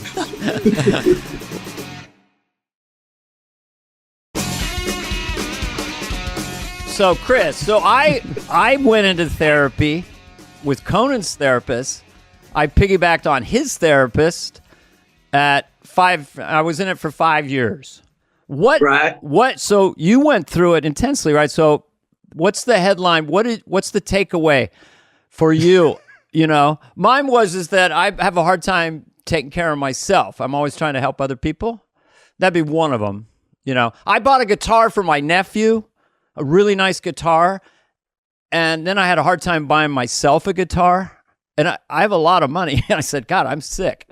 So yeah, I mean, honestly, this apartment is probably the first real purchase I've made for myself in about, 28 years. right. Since I got that Corvette for At you know what I mean? SNL? At SNL, like life-changing purchase. Like, And so what was that? yeah, I know what you mean. Like, Yeah. always doing for other people. Mm-hmm. I don't know. I mean, what I've learned in therapy is like, childhood trauma is like some real shit. For real. And you gotta, until you deal with all your childhood shit, nothing's gonna work out for you. You gotta start at the beginning. It's like working on a script. Okay. Interesting. Page 1. So when I met you, you were a young man, but I was a young man. were you ever kind of like snarky and spoiled in high school? Because by the time I met you, you seemed kind of like this guy, at least in maturity. You weren't bitter. You weren't snarky. You were never in a group with comedians kind of shitting on some other comedian. So I noticed that attitude you had as a young man. But I guess the childhood stuff for me, it was like I had a lot of anger, and it was in my stand-up. It was in my characters. And once in a while, I'd go off on any kind of authority figure that turned into my dad. But I got past that. But how did your anger express itself then to you? I mean, here's the weird thing. It's when I was, my childhood, I was bullied ridiculously. Half of it, the bullying, is because I was just a little guy. And then I got bused to school. So I was a little guy and I was black, right? It's hard. So it's like, I'm getting double bullied. If I was white, I would have probably got bullied too, but it was just Double. like, But you're also supposed to be tough, probably. Yeah, it was pretty rough, right? And it was pretty like every day. So it's weird. I had a weird temper. It's gonna be a weird thing. I was the oldest of 7, and I was weirdly smaller than my younger brothers. So it was a weird thing where your brothers like, hey, so and so down the block bothered me, and I'm like, I gotta fucking go protect Andre or Tony, Yeah. Wow. and I'm fucking smaller than them. So anyway, one day a guy really disrespected me really bad, like mushed me at a party and like mushed me and pushed like kind of like kicked sand on my face in front of girls and shit. And I went home, I put a brick in a book bag. This is like a legendary story in my Like neighborhood. Bad right? Boys, yeah. And I fucking swung that shit and smacked this guy in the face with this brick and then stomped him Joe Pesci style. Wow. Now, to the point, we thought he might die for like, even like 3 days later, every time a cop or whatever would come through the block, we'd be like, we're literally talking about ways of getting me to down south, like that would have helped. Huh. Long story short, from that day on, as my shrink puts it to me, you have been scared to be angry ever since. Mm.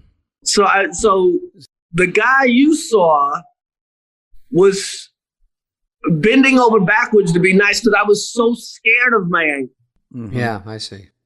Yeah. I was Hulk-like. frightened of what, my shrink, the good shrink, I got, like the top guy. There's good ones and bad ones. Yeah, definitely. There's good ones and bad ones, and he broke it down. It's like, we got to get you over that incident Right. because you're a nice guy and this guy brought out something in you and you're so scared of that thing coming out of you again Yeah. that you let the whole world walk all over you. Mm-hmm. Your friends walk over you, your family walks over you, your female relationships, like everybody just fucks you over because it's somewhere in there they know there's a force field holding you back. Interesting. So, in the weird way, confrontation so was I'm tough. like the opposite of you Mhm. in the sense that in the last year, now I can get angry. Right. I'm not scared. I'm not scared of letting people know how I feel about certain things. My therapy was about that too, though, because I was always the nice guy holding stuff in and not really my aggression, my competitiveness overrode the nice guy. Because people who ask me, who meet me now, well, did you just allow other cast members, like, oh no, Lauren, do their sketch, that kind of thing? There was a natural competition in me. But in my personal relationships, I hated confrontation because when confrontation happened at my house, bodies flew. My dad was just really violent. So even all my siblings are like that. We don't like confrontation. Yeah, no, and that goes too my far. house too. It wasn't violent per se, but it was loud as fuck. Yeah. So But those things stick with you, just loud. yeah, it just sticks with you. So now, I can kind of, I can tell you, hey, I didn't like what you said to me, or I didn't like what you, without losing my head, without hitting anybody. Well, with that's a home run for therapy. Let me ask you a question. So this apartment, I can't see much of it. So it was a mental leap for you to buy this for yourself. It's Because you were frugal too in a way, right? You're always you wouldn't be the guy who would spend to the hill. I always say your best manager or agent is a low monthly nut. That is like right. You don't want to be doing the fifth lead on. if you can keep a low monthly nut, chances are your career will be okay. Make good choices, Yeah. Yeah, you don't have to say there's meetings you don't even have to take. Yeah.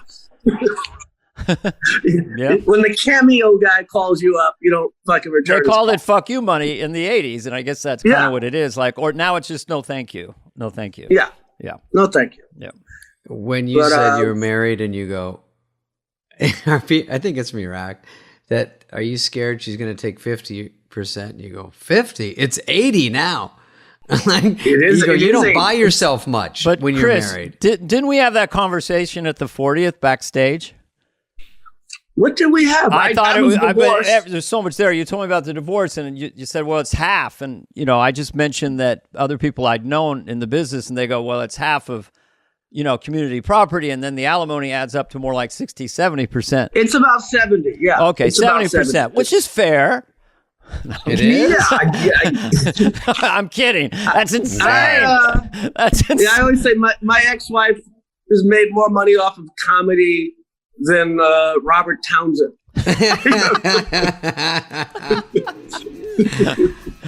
You also said once, well- I'm the only comedian that has to drive a cab at night. I'm going to change that to Uber because Yeah, I I'm know. updating my act.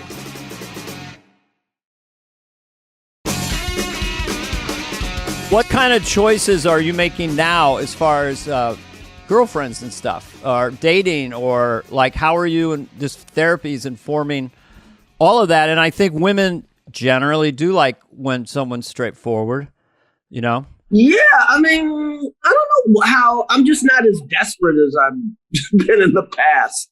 Okay. Just you know what I mean? Like, I'm just not like that thing where it's like, oh my God, I can't believe someone's paying attention to me. And then, you know, right. And then you're in this weird lopsided thing where you both have one thing in common. You adore her. Okay, here's a quote. I want you guys both to comment on worship her. This quote. Just comment on it. Okay. Whether it's true or not. Men want to be admired, and women want to be loved by a man they admire. It's pretty accurate, I guess. I guess. I mean, men want to be admired by who? The woman Like, in their by life. your peers. Well, that Like too. when I make, yeah. I mean, like when I make a special or whatever, the only thing people I care about is like you guys. Right. You know what I mean? Like I'm so flattered. comedians, not even comedians, just comedians. I think they're funny. Yeah, I know what you mean. Yeah.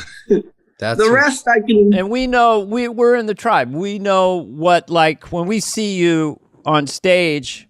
Well, I always love how you have the chord and the way you move, and you're all dressed up and you look great, and the crowd's going crazy, and you're just hammering it. I know what work went into that. I'm like, fuck, you know. And then to throw it all away and just be connected to it. Like I was really curious about this particular line you had, these anthems. And one was, a man's only as faithful as his options, which it seems like it was just hanging around, but it became quotable with my friends. It's not whether it's absolutely true, but it's just a very funny, astute observation. It's pretty true. I don't think I came up with it. I think like one of my uncles said it to me. Well, that's coming up and with I it. Shoved it in a joke. Yeah. But that's coming up with it, you know, noticing it, and I think I can use that. Yeah. But yeah, that one follows me everywhere. Really? Oh, good. Good and bad, you know. Oh. It's like everybody.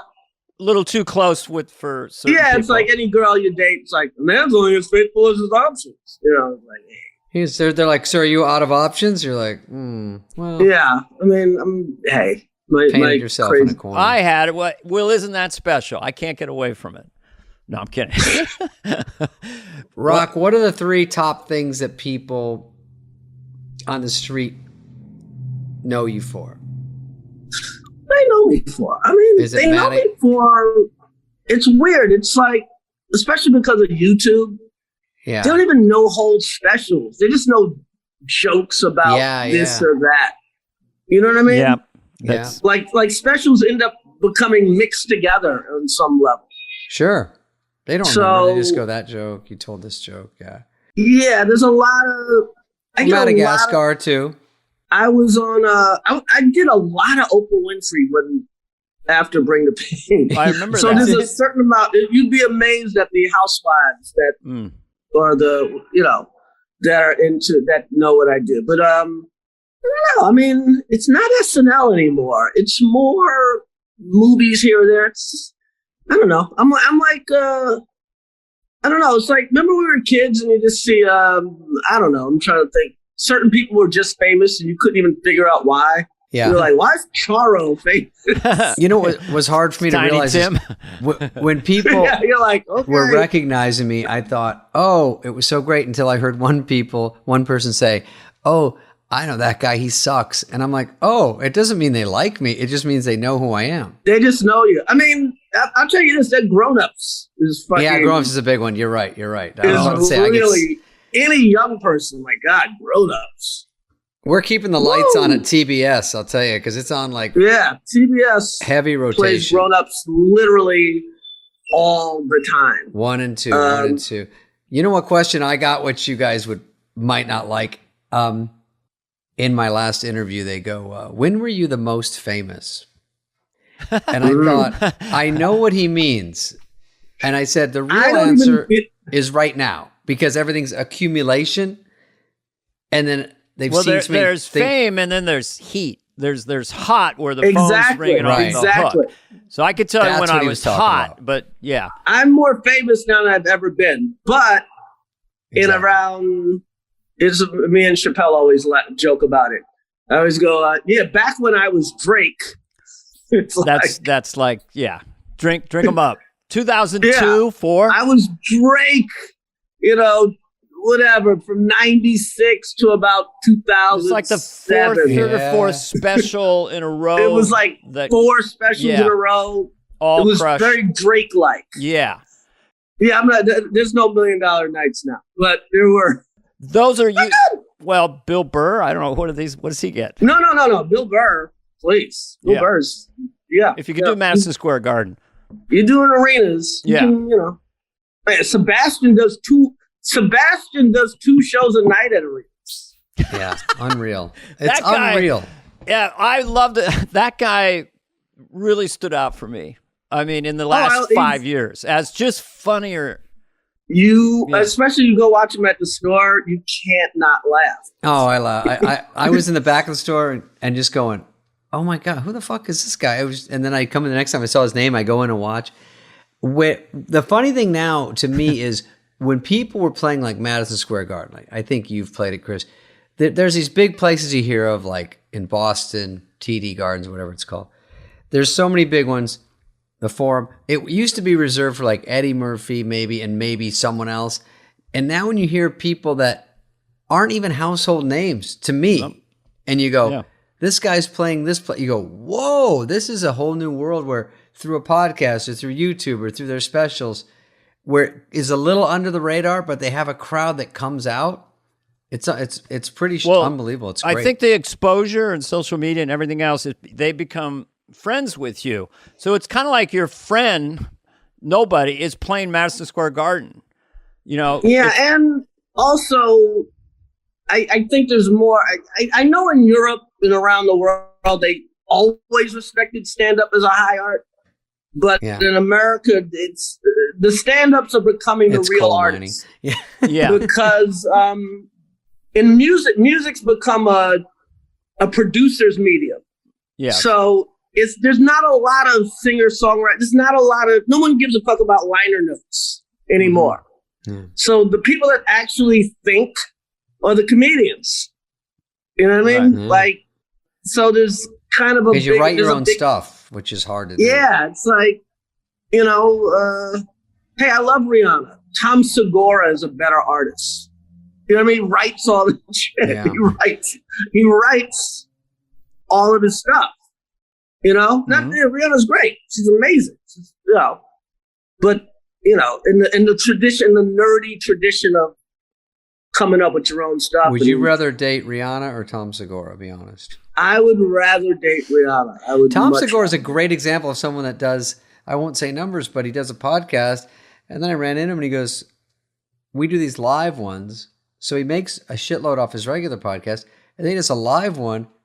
And it's crazy where I go, you do not make that a 3-hour podcast. He's like, yeah. Yeah. Like, and then he goes, next one we did, it doubled. I was like, I don't know him. He's So a funny guy. his podcast is great. And that's an example of that where I often thought when the web first came out, why could I get 1 million people to pay me $1 a month and I'll just go ape shit on YouTube? And that's starting to happen a little bit where someone, I don't know Tom's numbers, but I would guess if he charges $10 and he gets 50,000 people on his live YouTube little podcast, he's making $500,000. Yeah, I mean, you gotta understand too, like, I don't want to get too technical. Humans need people to talk, right? So, whatever, 100 years ago, 50 years ago, philosophers used to be famous. There's no more fucking philosophers. Mm-hmm. People used to be religious and went to a church every week. No one goes to church anymore. So the only place people actually can hear people say their thoughts is through stand-up. It's really We're ironic. the last of the speakers. And you know what I mean? The last of the thinkers.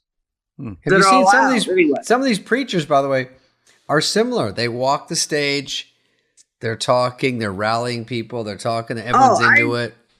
When I'm Sam writing new Kinison. material, I watch preachers just as much as I watch stand-ups.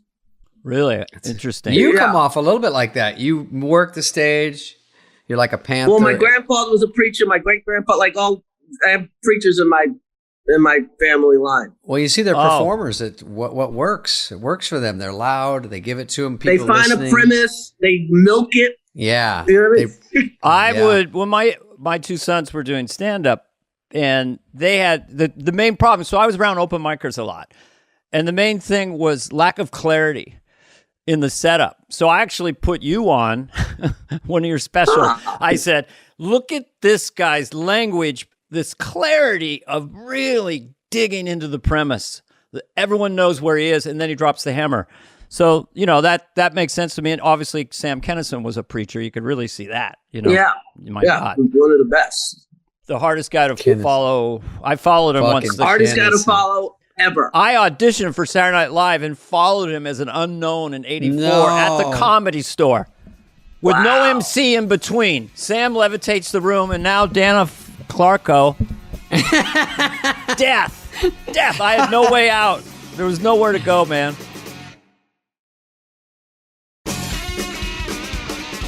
So, Chris, as far as just fun as stand-up, what size room and what's the situation? Like, for me, in a small room where I've got a notepad and I have some bits and I'm trying out new stuff, that is the most pure fun for me as far as stand-up. I mean, it's weird. I start next week or the week after. I go to I'm not going to say where because I don't know when this is airing, Mhm. but I'm playing a club 3 years. 10 nights in a row in the middle of America, doing 2 shows a night, Yeah. trying to get an act together so I can go on tour next year. That is fun. Once you get enough bits and That are working. I mean, isn't the greatest feeling a new bit unreal. that's Unreal. coming together, right? it's on. Means you My still got favorite it. time is early in a tour. You've been on stage about 45 minutes. You're killing.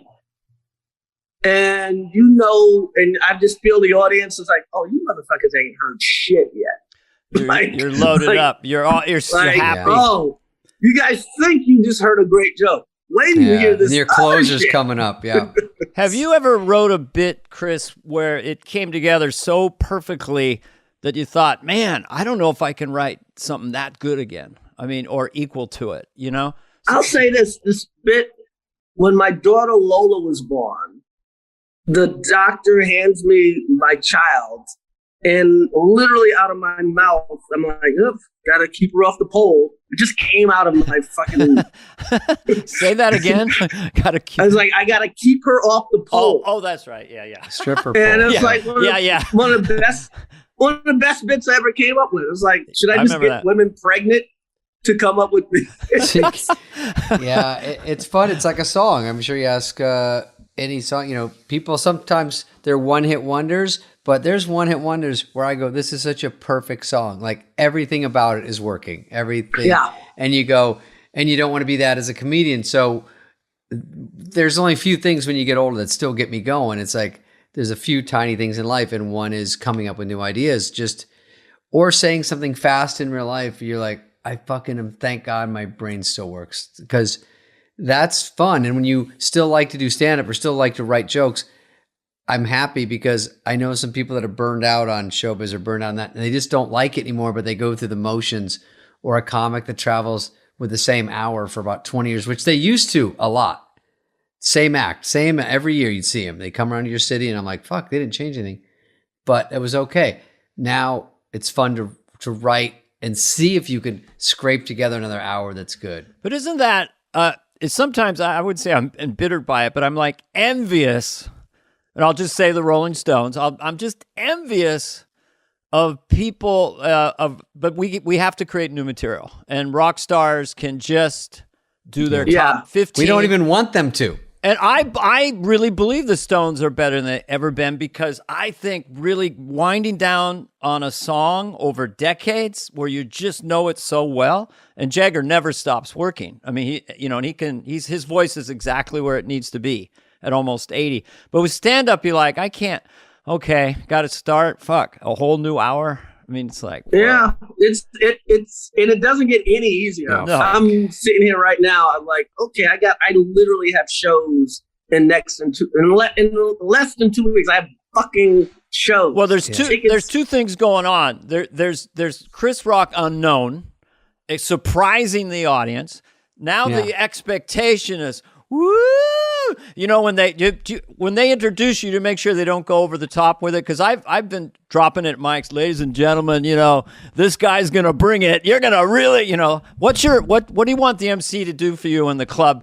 He's trying out stuff. What do you want him to say? I just say my name, no credits, Okay. just Don't hype it up, you or know. scream. But I mean, it's weird because it's like You can't get away from being Chris Rock.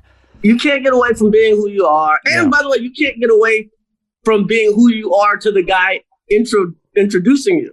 Right. You know what I mean? Yeah. Because that guy's a comedian, and this is what he's. I met Joe. Going for I it. met Joe Coy once 10 years ago with Lovitz, or maybe it was 12, and he started tearing up just meeting me. Yeah. He started to get eyes were watering. I go, Joe, it's okay. And he's huge now, but there is that expectation, and you try to remember the way they see you.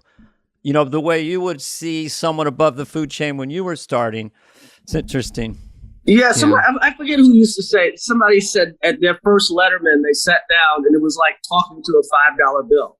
Because you can't. Yeah, you can't. Letterman was so intimidating to me that the last few years, I would just get on my heels. I'd be in the wings and I'd see him. The last thing I'd say when they'd introduce my name, don't give this show too much respect. Like, pretend it's Bakersfield Today, just to get past the intimidation of David Letterman. There was something about New York, that theater in him. And I didn't know he I was liked intimidated by Biff. Biff was standing. Biff! You know what I mean? Yeah. And he was like looking out, and he's like 30 seconds. I'm like, fuck, Biff, I got to go out there? And he's so casual, and I'm like, all right, I got to get his level. Yeah, I remember being. Yeah. I couldn't believe Biff wasn't an actor. Yeah. Oh, yeah, because he was on the show. He's the last thing you see. He actually was. And they make him work. He go, really "You wanted working?" affirmation from Biff in that. How you doing, true. Biff? Biff, you all right? Oh, cool. I was like, Biff, there was a time Biff was more famous than me. It was like, Fuck I was yeah. like, where's your dressing room, Biff? It's like, All right, let's let him go, Dana. We did good with him. This was so much fun, Chris. it's always good. This has been a podcast presentation of Cadence 13. Please listen, then rate, review, and follow all episodes. Available now for free wherever you get your podcast. No joke, folks. Fly on the Wall has been a presentation of Cadence 13. Executive produced by Dana Carvey and David Spade, Chris Corcoran of Cadence 13, and Charlie Finan of Brillstein Entertainment. Production and engineering led by Greg Holtzman, Richard Cook, Serena Reagan, and Chris Basil of Cadence 13.